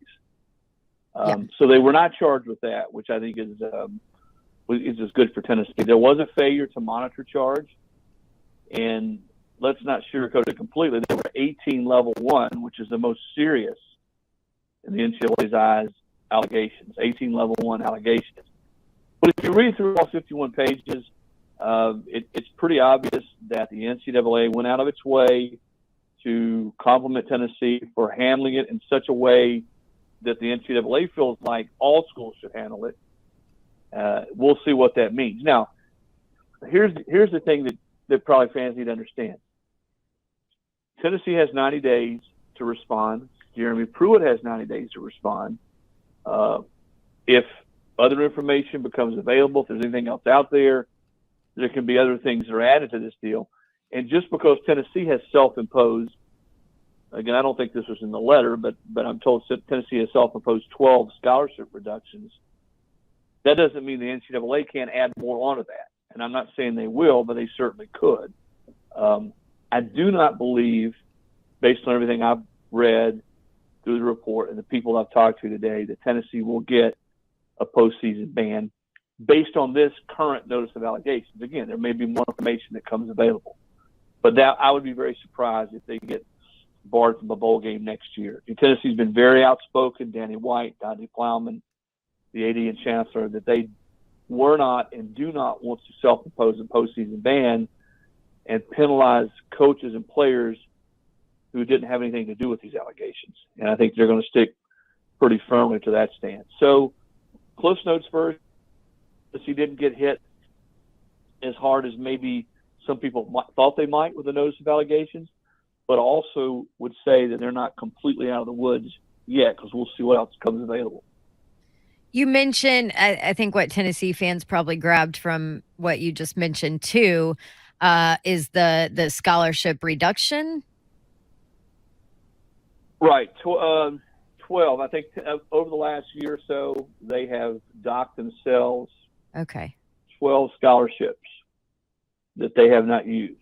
Yeah, and because Heupel was talking about they're not even they're still not at 85, a full scholarship load yet. And we won't be. I think they were at 69. I think they finished last season. Josh told me recently, I think they finished last season with 69 scholarship players.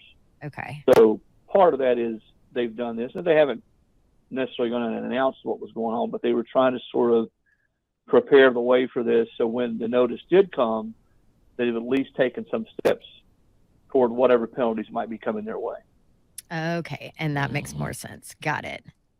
Now, CeeLo, I was looking back on it, and when you see things like this come down the pipe, man, and people get hit, you know, you always got one main person that takes the biggest blow. What happens to the other people involved? You know, you got coaches, you got one with the Chargers, you got one down at IMG Academy, so forth and so on. I was looking at it with Bruce when he went through it with Tennessee, what happened to Tony and those guys, his assistant coaches. Also,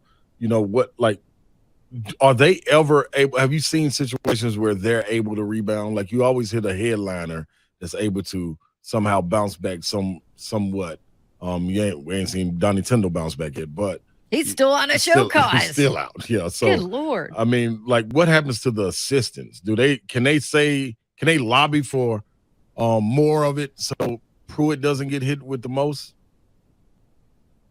Well, no, I think they all can have their say. I mean, the NCAA has talked to all the people, Slay included in this report, multiple times. I know they talked to Jeremy at least twice, maybe 3 times. They've talked to the rest of these guys in the report. So, yeah, I mean, they all can have their say. And I'm sure they've answered for themselves.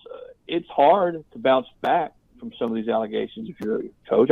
I would say, based on this report, that Pruitt's going to get some type of show cause penalty. 2, 3, 5 years, which will make it next to impossible to coach during that time frame. You know, what did Kendall get? Like a 10 years? 10 was 10. I mean, it's still. What does he have? 2 years left? Yep. So it's hard, man. If you're named in these type of violations, and you look at this notice, and I spent a lot of the afternoon reading through this. So much of this, people in and around Jeremy Pruitt that are named. So he's named and alleged to have paid some parents cash. His wife Casey. The ironic thing about that is his wife Casey worked in compliance at Florida State. She was in the compliance department when she was at Florida State. Wow. She's named as far as alleged to have given players' parents money. I did have a chance just recently, when I say recently, in the last hour or so, to talk to Jeremy Pruitt. He didn't want to say much about any of this. I think at some point he certainly wants to. But what he did tell me was that a lot of this information he's seeing for the first time, that he's reading through it, continuing to read through it, so he just doesn't want to have much of a comment at this time. But he told me, he said, I look forward to telling my side of the story, my whole side of the story, somewhere down the road pretty soon. And that was, again, my conversation with Jeremy here in the last hour or so. So I think he's certainly going to respond at some point. As I said a minute ago, when Tennessee goes, when they respond to the NCAA, he does too. And then when they go in front of the Committee on Infractions, he also can go or will go. So there's still more to go here. I do think, though, if you're looking at it from Tennessee's perspective, all in all, not nearly as bad as it could have been, but also would say that they're not completely out of the woods yet. We'll see where it goes from here. But anytime, guys, that you're waiting on a notice of allegations, and they all knew it was coming. They knew it was coming. It was just a matter of when.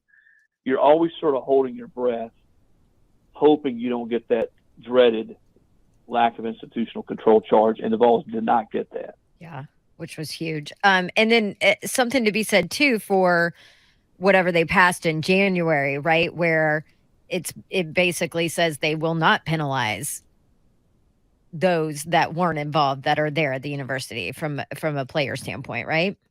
Right. Yeah, and Tennessee has said that too. That's why they did not self-impose. Yeah. The bowl ban, but I think the NCAA is moving closer, or has for a while now moved closer to penalizing the people that are guilty of the infractions, i.e., the coaches, the assistant coaches, anybody working in the recruiting departments, and any current player that maybe had received impermissible benefits. And it doesn't sound like, as you read this right now, that there's anybody currently on Tennessee's roster. And that's not to say that there's not somebody somewhere else.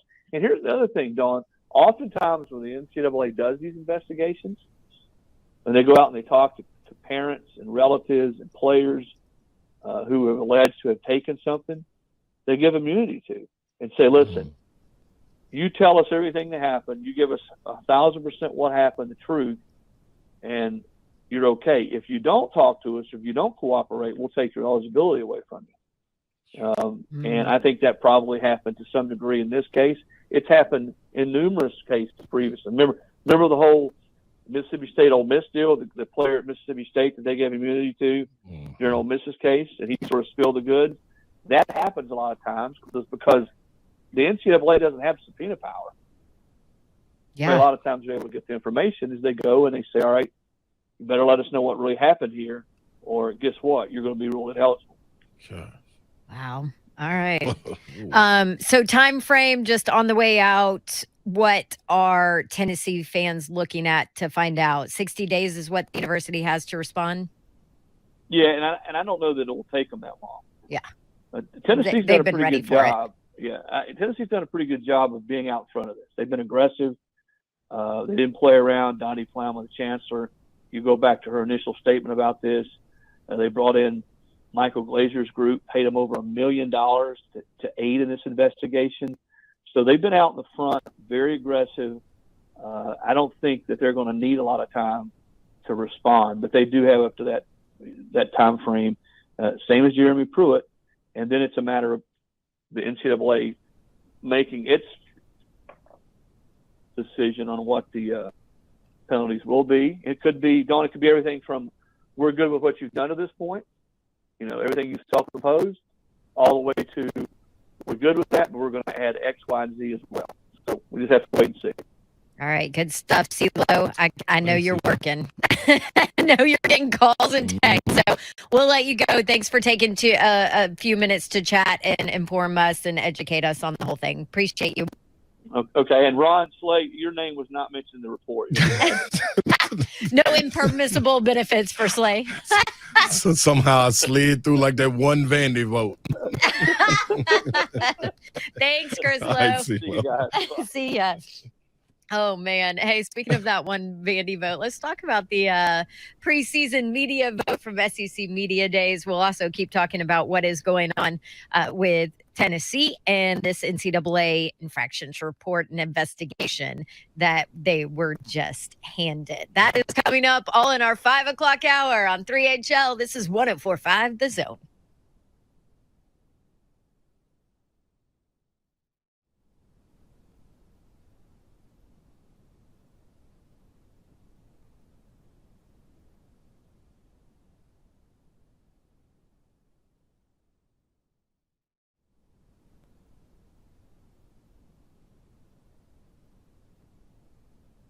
You had to sit out with that injury. Yes, sir. What did it mean for you to watch the game from a different perspective and then be able to come back, and now you thrust into the role of leading that wide receiver room? Watching my teammates play, it was hard being injured because, I feel like I was rolling before I got hurt. Yep. I feel like I was playing the best I can play since I've been in college. That's why I told him the Mingo experience. Yeah, Yeah, go ahead. so, I wanted to play. It was really hard because it was right before Alabama, too. Right. So Yeah. it was just hard, but my mama, she's real close to God, so she always keep my spirits and stuff. How just tell me stay faithful, cause I always plan on trying to leave in 3 years, but sometimes you gotta stay another year. So God does everything for a reason. But it was fun watching everybody play last year. Yeah.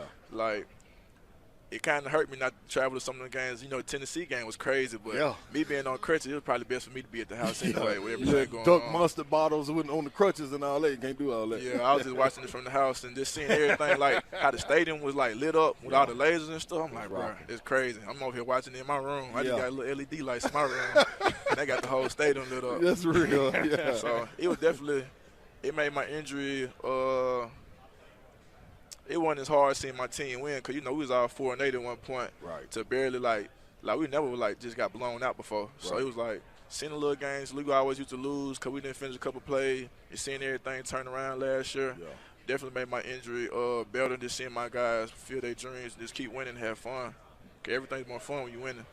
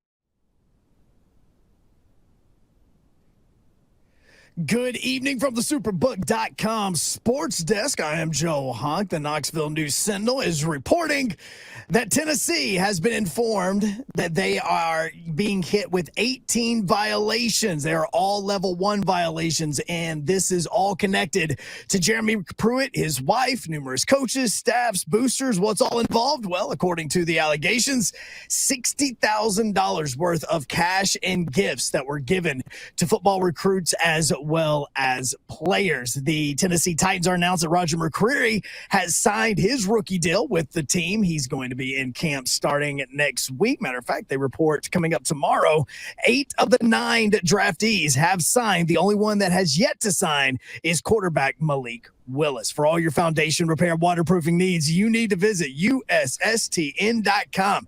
Breaking news at once on your home for the Vols. Bless you, Don. Your home for the Tennessee Titans and home to 3HL. This is 104.5 The Zone.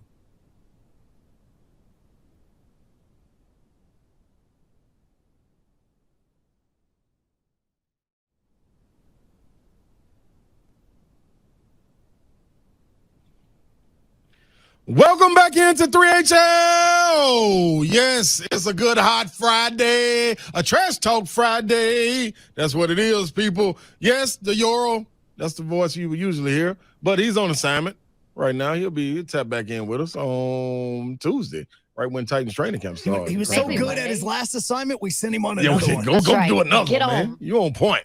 You know what I'm saying? But you do have it while you can. Us. You got Joe Hunk behind the glass, and you got the one and only Pepsi. That's Bonk. That's Bonk. Twitch, please. Twitch, please. Twitch, please. Yes, indeed. What's up, Babsy? Hey, happy Friday. Mm-hmm. Happy Friday to Ron Slade. Hey. Good Ooh. Good old Rocky Top. I love it. It is good old Rocky Top. They keep it up. If they keep it up, we're gonna turn into Teflon Rocky Top. You know what I mean? You keep on throwing these allegations and stuff at us, we're gonna be on me. They just bounce off. They just bounce off because it's good old Rocky Top. It just means more, baby. By the way, if you're just hearing the news, the 51-page report from the NCAA on investigation into infractions, actually 18 level 1 violations. Oh, that's all you got? The University of Tennessee. We're standing at the top like Tony Montana. That's all you got? All of them tied to coaches and staff members that are no longer there that immediately during that investigation, Donnie Plowman fired with cause. So, which is why there was listed no lack of institutional control, and that is huge. And Tennessee, way to get out ahead of it, Donnie Plowman. Yes. Yeah, that's what it's about. Danny White, good job. Blew the whistle on themselves. Got people from outside of the university to come in and then fully investigate the allegations about the football program. So acted promptly to terminate the employment of football coaches and staff members that were involved. So the slap of the wrist ain't as bad. We'll see. We'll see what happens. Because CeeLo said we ain't out the woods. But that makes more sense now with Heupel, talking scholarship numbers. And, we only played with 69 last year. Yep. And we're not at 85, and we won't be. Right. Because of possible self-imposed scholarship restrictions that the university put on, hoping, obviously, that will appease the NCAA, that they have done enough to punish themselves. So we'll see.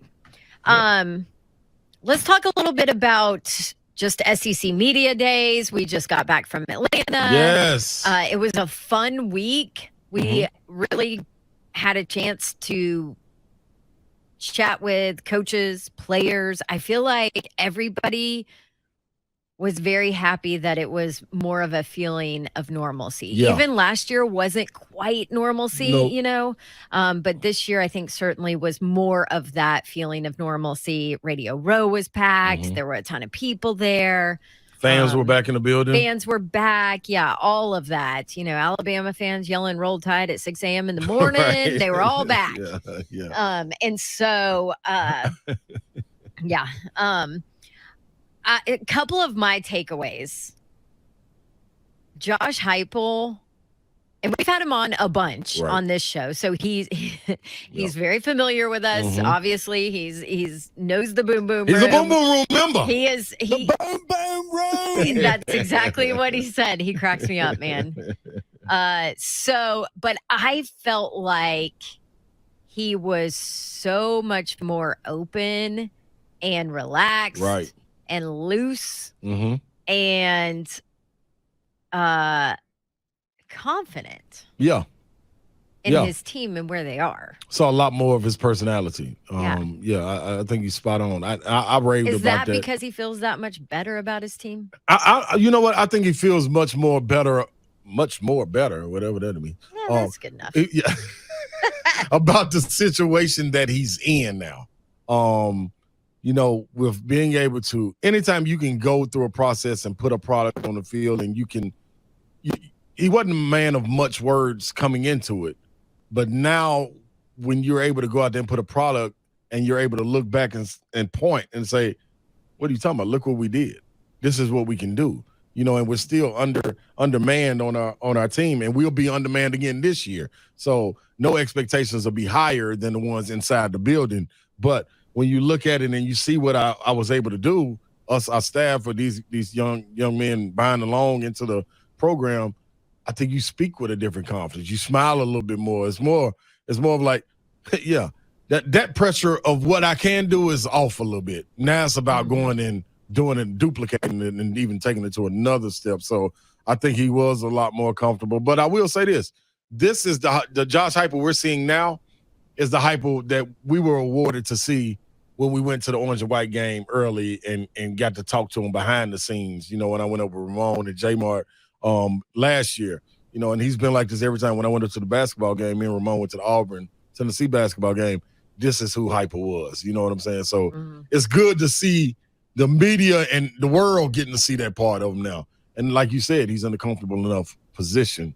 Well, because I said something to him during our conversation with him about him being like, all business or whatever. And he was like, no, I'm not. Yeah, I'm not. I was like, well, you are with me. You always have been with me. I get it. Yeah. But I'm also sitting in on coaches' meetings. He's not exactly, a wide open book in those things. And what you got to realize too, with all of these coaches, this is what makes this SEC Media Day and Media Week. It's supposed to be day, but it's turned into a week. But media days, plural. That's what makes this so great, Babs. And I love all of it because you get them right now. So the same Harsin you get right now, the same Pittman you get right now, may not be the same one you get in October or November in the heat of the season where it's sold out. You know what I'm saying? Yeah. So this is when you get to see the personality. That's why you got to pay attention to 3HL and 104.5 The Zone when we go down there, and because we're running them off. And I'm honestly, we're giving you a different perspective that you will not get during the season. I ain't tooting no horn, but you got a little horn button in there or something that you can hit, because I'm a honky. He just has your announcement. Hit my announcement horn. I got an announcement. Our interviews are not like everyone else's, so you're gonna get different answers. See what coach walking up to the table doing that, huh? You're in the boom boom room. That would be Josh Heupel. Oh my gosh, that's so glorious. And his face when he did it, his facial expression was even funnier. If you could have saw Shane Beamer when he walked up and sat down and gave everybody 5, he flung his coat open and sat back with his arm cocked back on the chair, all the way in relax mode, like, "What's up, y'all? What's happening?" That's the disarming and the relax that we want when we do the interview, and I think that's what we get, Babs. I see why kids want to play for him. Without question. Let me pose a question to you, because you posed one to me earlier. Yeah. And you made me answer. Yeah. And my answer was Mike Wright. I was most impressed by Mike Wright. Yes, and it was very hard for you to say. Yes, and Tank Bigsby stole my heart. Yes. I'm impressed by the maturity of a Hendon Hooker. Yes. Who impressed you the most coming away from SEC Media Day? Player and coach. Players definitely my grade. Yep. But I don't think I was surprised as everybody, because he was the talk of SEC Media Days. Yes, he was. As a player. But that's because nobody knew him. Right. So I wasn't as surprised because I got to spend time with him during the spring.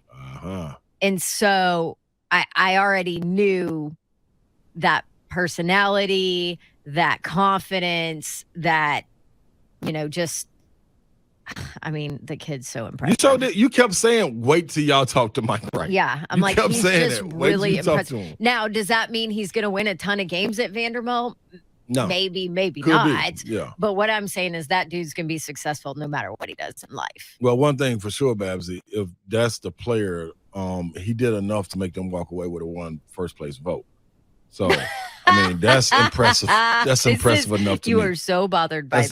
That's so impressive to me. So this is what Slay is talking about. Hunk. It wasn't that it's just a first place vote like the East. They got a vote to win the SEC championship. Yes. So, but this is the deal. We could have voted in this preseason poll. We are Correct. a part of the media that was at Media Days covering this. So you have to remember that. Mhm. Now, we did not vote. Right. Me, you, or Mayor didn't vote, Nope. did we? No, we was working too hard. Yeah. When was the so time? I ain't know when the time to vote. We actually did not vote. Right. But that just shows you anybody that goes as a media member to SEC Media Days can cast a vote. I wonder, out of all of the votes, if there was a way we could narrow it down. Do you have all the 176, 177. I mean, it's got to be a 200, Vanderbilt beat writer, right? I mean, 180. Out of 181 votes for the East. Yeah, this isn't like the Heisman. Like the moment it drops, everybody lets you know where they voted, Where they stand, yeah. It isn't anything like that. And the Heisman is like definitely more regulated as far as voters. So If you watch it's a little ESPN, different. Afterwards, they zoom into each beat writer's house and let you know where he's parked his car and everything to let you know what he voted. Yep, exactly. I mean, you gotta love it, man. all right, Who was your let's take- coach, Babsy? We can answer it on the other. Yeah, on the we'll other take side a of this. quick break. I'll answer that. We'll get your calls. It is Trash Talk Friday. Let's John, go. hang in there. We'll get to you. 615-737-1045. And Hunk, you have the list of how everybody voted as well. That's up after the break. Stick around.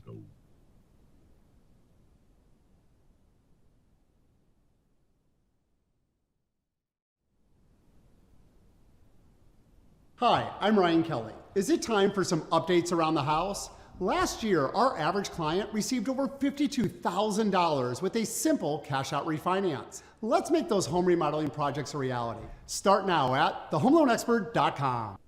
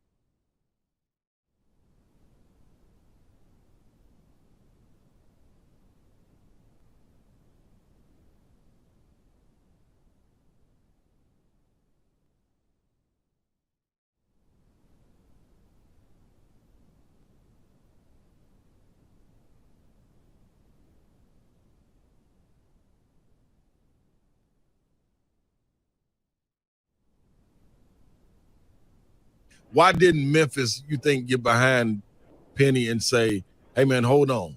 Before you get to doing this, like, let's take a look at this before we go all in on this. Okay, so number one, there was a legal injunction.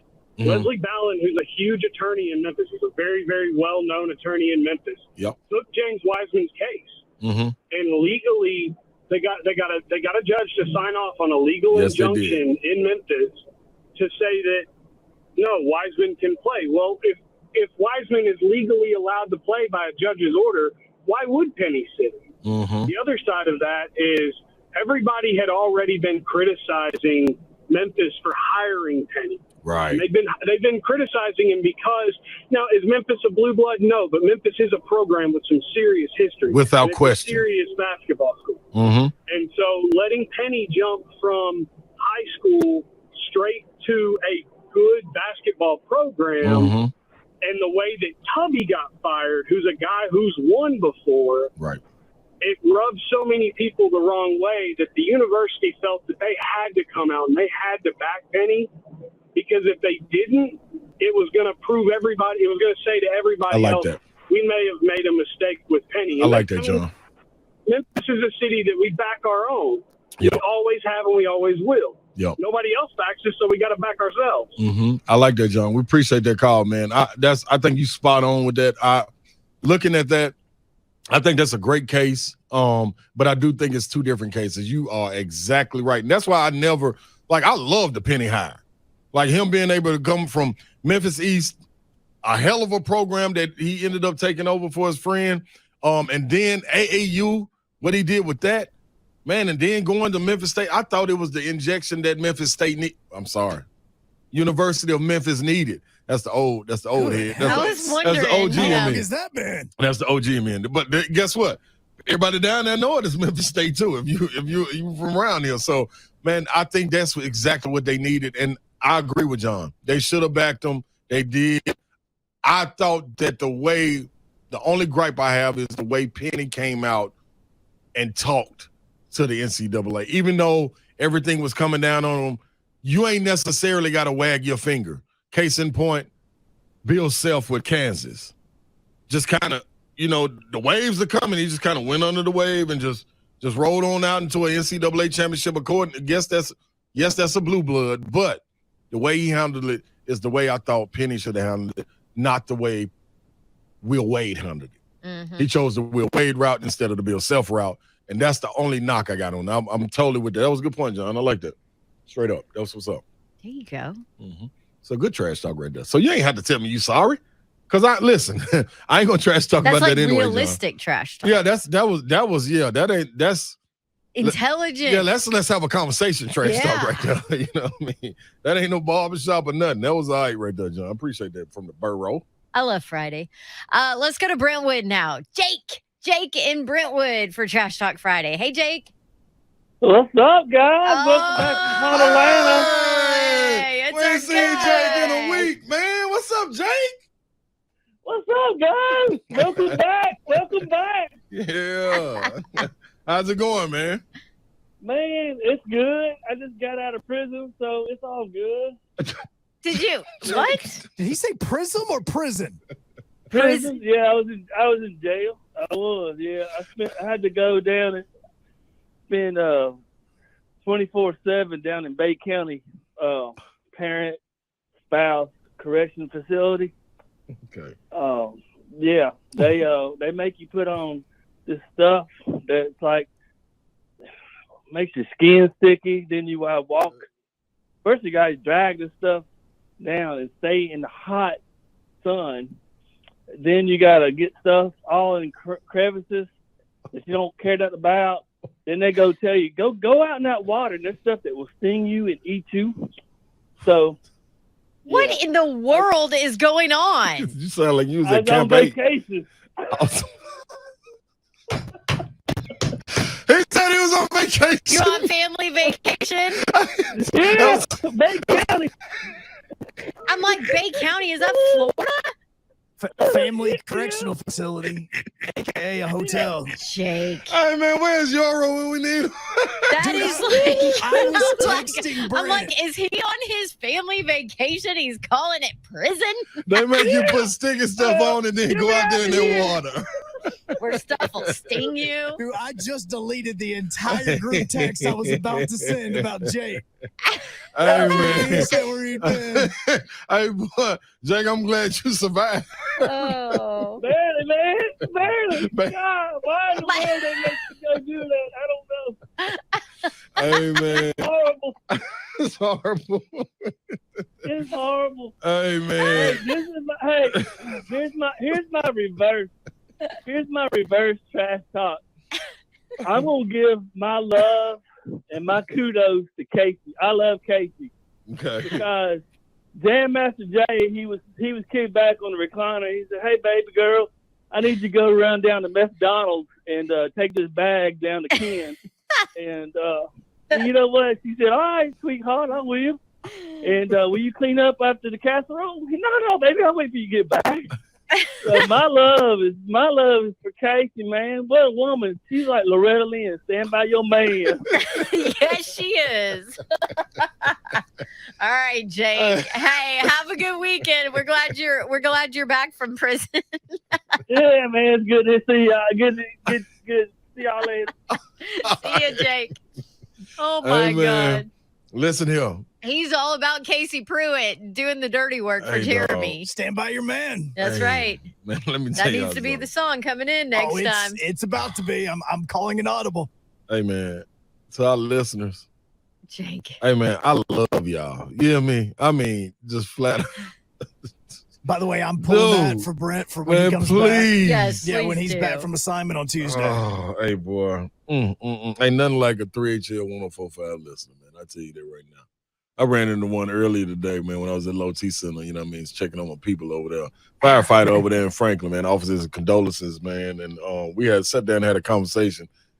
Hey man, yeah, I forgot to get his name, man, but hey, y'all some good people out there, man. It is some in a troubled world, man. It is some good people, and ain't nothing like laughter, ain't nothing like a hug, ain't nothing like a good handshake, man, or a pat on the back.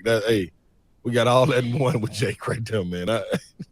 I'm sitting here thinking It's hot. Hey, You got spray stuff all over I'm you. like, Jake, where they Get take out my there boy and to, man? play. He said a 24/7. I won't lie. I was thinking DUI. I'm going to be honest with you.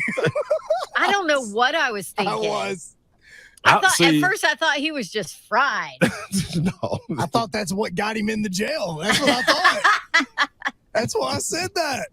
Family I was vacation. like, there's a bunch of parents out there that think the same exact Oh, thing. without And I'm talking question. moms and dads. Yeah, oh, he talked to everybody's heart right there. Yeah, that was, I'll be that was quiet. I got to spot do on. this in 2 weeks. Yeah, you Stop do. it. I was Yeah, just going buddy. to say you're And I'm going on a secluded island here, okay? This is like Survivor, so y'all need to stop it. Good luck, Hunk. Good luck, Hunk. Hey, man, real quick, since it's Trash Talk Friday, can we jump into this list? Yes, hit it. Hunk? And So this is SEC Media Days, the media that covers the SEC votes for who they vote for the all conference teams. They vote for the poll for when they're gonna conference finish. champions. Yes, Yep. who's going to win? All of that. Mhm. Most of the, I will say this: most of the media members take their vote and that job seriously. Most. There was clearly a So couple glad. that did not this year. So glad you put an asterisk by it. Yes. All right, so you want to know the media poll? You want to know exactly how that went out? Please. 172 people voted that Georgia would win the East. Okay. Okay. 4 people voted that Kentucky would win the East. Ooh, okay. And 1 voted that Tennessee would win the East. And okay, keep going. Okay, so they also voted Kentucky is number 2, Tennessee was number 3, Florida was going to finish 4th in the East, South Carolina was going to finish 5th, but they got 3 votes to win the East. Missouri was going to finish in 6th place, and then Vanderbilt was going to finish last in the SEC East, but they got 1 vote to win the East. So since it's Trash Talk Friday, let me explain something. SEC fans, listen, I'm on record. There's plenty of times telling Babs and your, hey man, I don't need no Heisman vote. Reason being, because I ain't gonna take it serious. And in my eyes, vote for Tennessee people. I'm gonna vote for Tennessee people all the time. Like this is what I'm gonna do. So I understand where my ignorance lies. Don't give me the vote. You know what I mean? If I got a problem, don't hinder me by giving me what I am problematic with. Don't do that. In this case, I want whoever it is in the media to come out and say, why would a team finish last but get a first place vote to win the entire, not only the SEC East, but we'll get to another part. Now, I'm going to get to it. They said they gave them a vote to win the entire SEC. Yeah. Vanderbilt got one vote because it was one vote to win your division, and it was a separate vote to win the SEC championship. Alabama got the most votes, Georgia got the second most, Texas A&M, and then Vandy got one vote to win the SEC championship. And you wonder why it's hard for us to take people serious out here, man. Like how you walk in a room, Babsy, with a straight face and say, you know what? I'm voting for Vandy. I'm not voting for Tennessee to win the entire SEC. Honestly, I'm not voting for Tennessee to win the SEC East. And I'm a homer. You might well put them little 3 strings on top of my head like Homer Simpson. I'm that homer for Tennessee. Paint my body orange, put the little 3 strings on top of my head with a bald head, and make me Homer Simpson. That's right. Don't. I'm still not giving Tennessee that vote. Still, not with Georgia. And I think Kentucky is in the right place. So your SEC champion, since you mentioned Kentucky did not even get a vote to win the SEC championship. Amazing. Alabama got 158. Okay. Georgia got 18. Okay. South Carolina got 3. Wow. Texas A&M, would you like to guess how many they have? Remember, Vanderbilt has 1. They 2. Texas A&M, 1 vote to win the SEC. Vanderbilt got as many votes as Texas A&M to win the SEC championship, and Texas A&M is halfway decent. I like to be funny. I can't even trash talk this one. I mean, it's one. I'm gonna be it's real. one person. I don't care, Babsy. I don't care if it's one person. You know, I was thinking. One bad apple rules. I was thinking yesterday. Yesterday when we were chatting with Hypo, I was thinking about all the people that had the issue with Clark Lee's comment. Yeah, and I did. The podium. Mm-hmm. And then I was listening to Coach Heupel say the same, not the same, but you know what I mean. There's the similar sentiment. Yeah. Yep. Nobody has an issue with that. Yeah. But it's because Tennessee won some games last year, and you kind of see the transition. Mm-hmm. But then I was thinking about Arkansas, who, what did they win? Like 2 games and then completely flipped the script. Yeah, in South Carolina, and how they completely flipped the script. And I'm like, why are people giving Clark Lee a hard time for saying that? Yeah, because there are other that. teams in the SEC that have flipped the script. That's right. And the coaches come in and say, and all these coaches now say that the same thing, but they don't get crap for it. Like Clark Lee has got crap for it. Now, that being said, nobody should vote them to win the East or the SEC championship. All right. Thank you. So your That trash is so talk dumb. Thank you. is legit. Yes. All right. Thank you so much. Quick break. Then we wrap up our 5 o'clock show. It's Friday. We'll pull, if you missed our visit with Chris Lowe, talking about this Tennessee NCAA investigation and infractions and the report delivered and all of that. Chris Lowe talked to Jeremy Pruitt. Mm-hmm. If you missed that, we'll play that coming up. Stick around.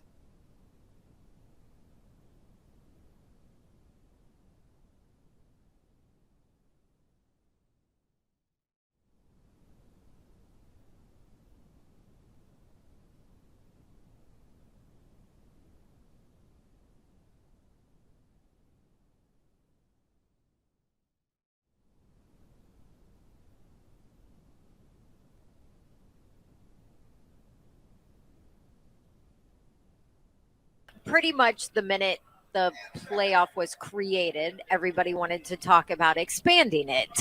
That's how our society works, right? Question 2, Yes. you go to expansion. I'm sorry, is this been too on early? I've been on the air for 48 seconds before Dawn headed down that path. I thought it was going to be Ron that did it. Yeah, it's not the Super Bowl. It didn't work my way around to me yet. I should have let it be Slay. What I mean, all right, Bill. So what do you think here? What's it? What are we looking at? 12, 24, 8. Whatever. No, I It's know. natural. Go ahead. But Yes, it's natural it to is. think about more teams. Yeah. Every sport bracket has increased. I mean, literally every sport, including ours. Yeah. When we went from 0 back in the old bowl days to the BCS, now to the 4. So people love to talk about how can we make this better. And the problem is a good problem for us in college football. People want more college football. Always. That's not all bad. Well, and the funny thing is, like, the anti-playoff guy was always, oh, it'll diminish the importance of the regular season, which I argued against. A lot of people did, but it hasn't done that at all. You know, you're right. I think the jury's out on that. At some point, the size of the playoff does diminish the regular season. Look at, college basketball. I spent 16 years as director of the Final Four, men's Final Four, before I came over to football. And our January and February in college basketball is not as good as our football regular season. Wow. Now, that's football versus basketball. I get that. But is some of that all the energy goes into March in basketball? Would that happen in football? I don't think so. But we're going to have to keep our eye on that. Maybe if we do expand. Maybe my position is different because I'm an SEC guy. And so, like, you can put 32 teams or however you want to do it in a playoff, and I'm still like Florida, Georgia, Auburn, Georgia, those rivalries in the South. Maybe it's not that way in other areas of the country. I don't know. But I feel like it is, though, right? We're a little biased. Someone said to me about regular season, you're a little biased. Yeah. Really, I'm a whole lot biased. people here are a little biased Yeah, because I am. college football is so awesome here. Yeah. But someone said to me about the tournament and regular season basketball, I only pay attention to 2 games a year, my friend said. I said, what are those? He goes, Duke, Carolina, and Carolina, Duke. Wow.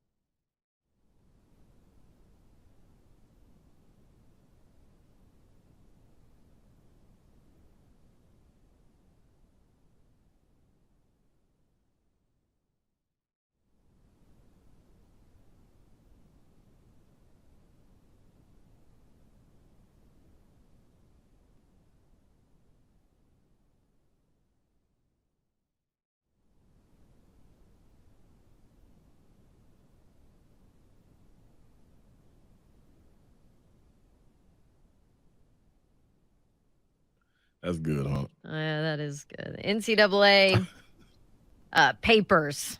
The papers have been delivered. Yes, they have. And the notice of allegations has been presented to the university. 18 level 1 violations. Almost $60,000. By the way, this is Adam Sparks of the Knoxville News Sentinel laid it all out for you to go read. $60,000 of cash or gifts for players and their families, thanks to Pruitt and his coaching staff and his wife, Casey, which includes where she paid more than $15,000 in rent and car payments over 2.5 years for a Tennessee player and his mom. Well, So, yeah. Well, Babsy, I guess that's what it's about sometimes, man. You want the people to keep their feet out of their hands, you just got to stand by them. I guess. Well, you can't stand by them if they're in your hands. So, Lay. Yeah, you can't. Oh, my goodness. Right. So it's all broken down in each violation, is right? So, yep. Boy, you're talking hotel stays, meals, entertainment. It's game day parking. Everything under the sun. Yeah, and a lot of it is like hotel stays for recruits and their families when they come to visit and things like that. Let me double check. All this stuff is legal now, right? Am I right about that? Well, Only legal legal. if it's done the right way. Yeah, it's a way to do it. I mean, exactly how this happened is not legal. Yeah. Still, I mean, like a coach Going to go get can't. rooms for. Yeah, a family coach members. can't sit there and say, "Oh, okay, here, I'm gonna put your family up in this house or apartment and pay the lease." Like, you Right. still can't do that. Right. But now with NIL and collectives and all of that, there are some ways around it. Because boosters were included make money. in this 51-page thing. It even said boosters, so that's A the booster, avenue. yep. Just making sure we all knew that, some of this stuff, if it would have happened in 2022, it'd be a little bit different. Mm-hmm. Yes. So, like I'm just going to read violation 8 for you, so you can. I'm picking one out of the 18 Give us here, one, but Babs. this just kind of gives you an idea of what you're looking at and what you're talking about all the way through these violations. From January of 2019 to November of 2020, coaches and staffers provided $3,919 to 13 recruits and their families in cash, hotel stays, meals, entertainment, transportation, and team apparel. 9 of the recruits enrolled at Tennessee, including 6 who played in games for the Vols. Jeremy Pruitt, Felton, Ansley, Gunn, Boone, and Hughes arranged or provided the benefits. Coaches also made impermissible contact with one of the recruits during the COVID-19 recruiting dead period. That's just kind of a brief idea of what's going on here, right? At least 7. I mean, the next one is at least 7 Tennessee football players were given $1,300 in cash, living expenses, and all that. So this is a snapshot into the level 1 violations that you're looking at. I mean, this is this right here is better than what Will Wade had going on. I mean, if we just, You want to be honest? yeah, I mean, like we're making strong A offers to kids, and here we are talking about 13 guys receiving $3,900. Yeah. Yeah, I mean, it is what it is, man. I'm glad. Go Vols. Well, here's the plus. The Vols acted swiftly. Yeah. They immediately fired whoever they found that was a part of it. Mhm. Nobody involved in that is on campus or is a part of the Correct. football program and hasn't been for a while.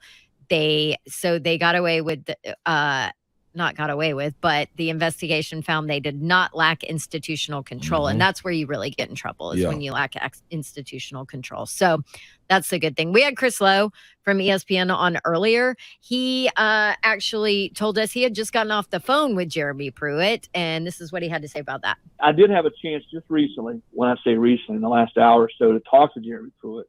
He didn't want to say much about any of this. I think at some point he certainly wants to. But what he did tell me was that a lot of this information he's seeing for the first time, that he's reading through it, continuing to read through it, so he just doesn't want to have much of a comment at this time. But he told me, he said, I look forward to telling my side of the story, my whole side of the story, somewhere down the road pretty soon. And that was, again, my conversation with Jeremy here in the last hour or so. So I think he's certainly going to respond at some point. As I said a minute ago, when Tennessee goes, when they respond to the NCAA, he does too. And then when they go in front of the Committee on Infractions, he also can go or will go. Okay. And There you go. You can hear every bit of that if you go to wherever you get our podcast from. You can listen to the whole thing. It's up already. Yes. And Adam Sparks, who wrote this original Knoxville News Sentinel article, will join us at some point next week. Needless to say, he's buried and busy today.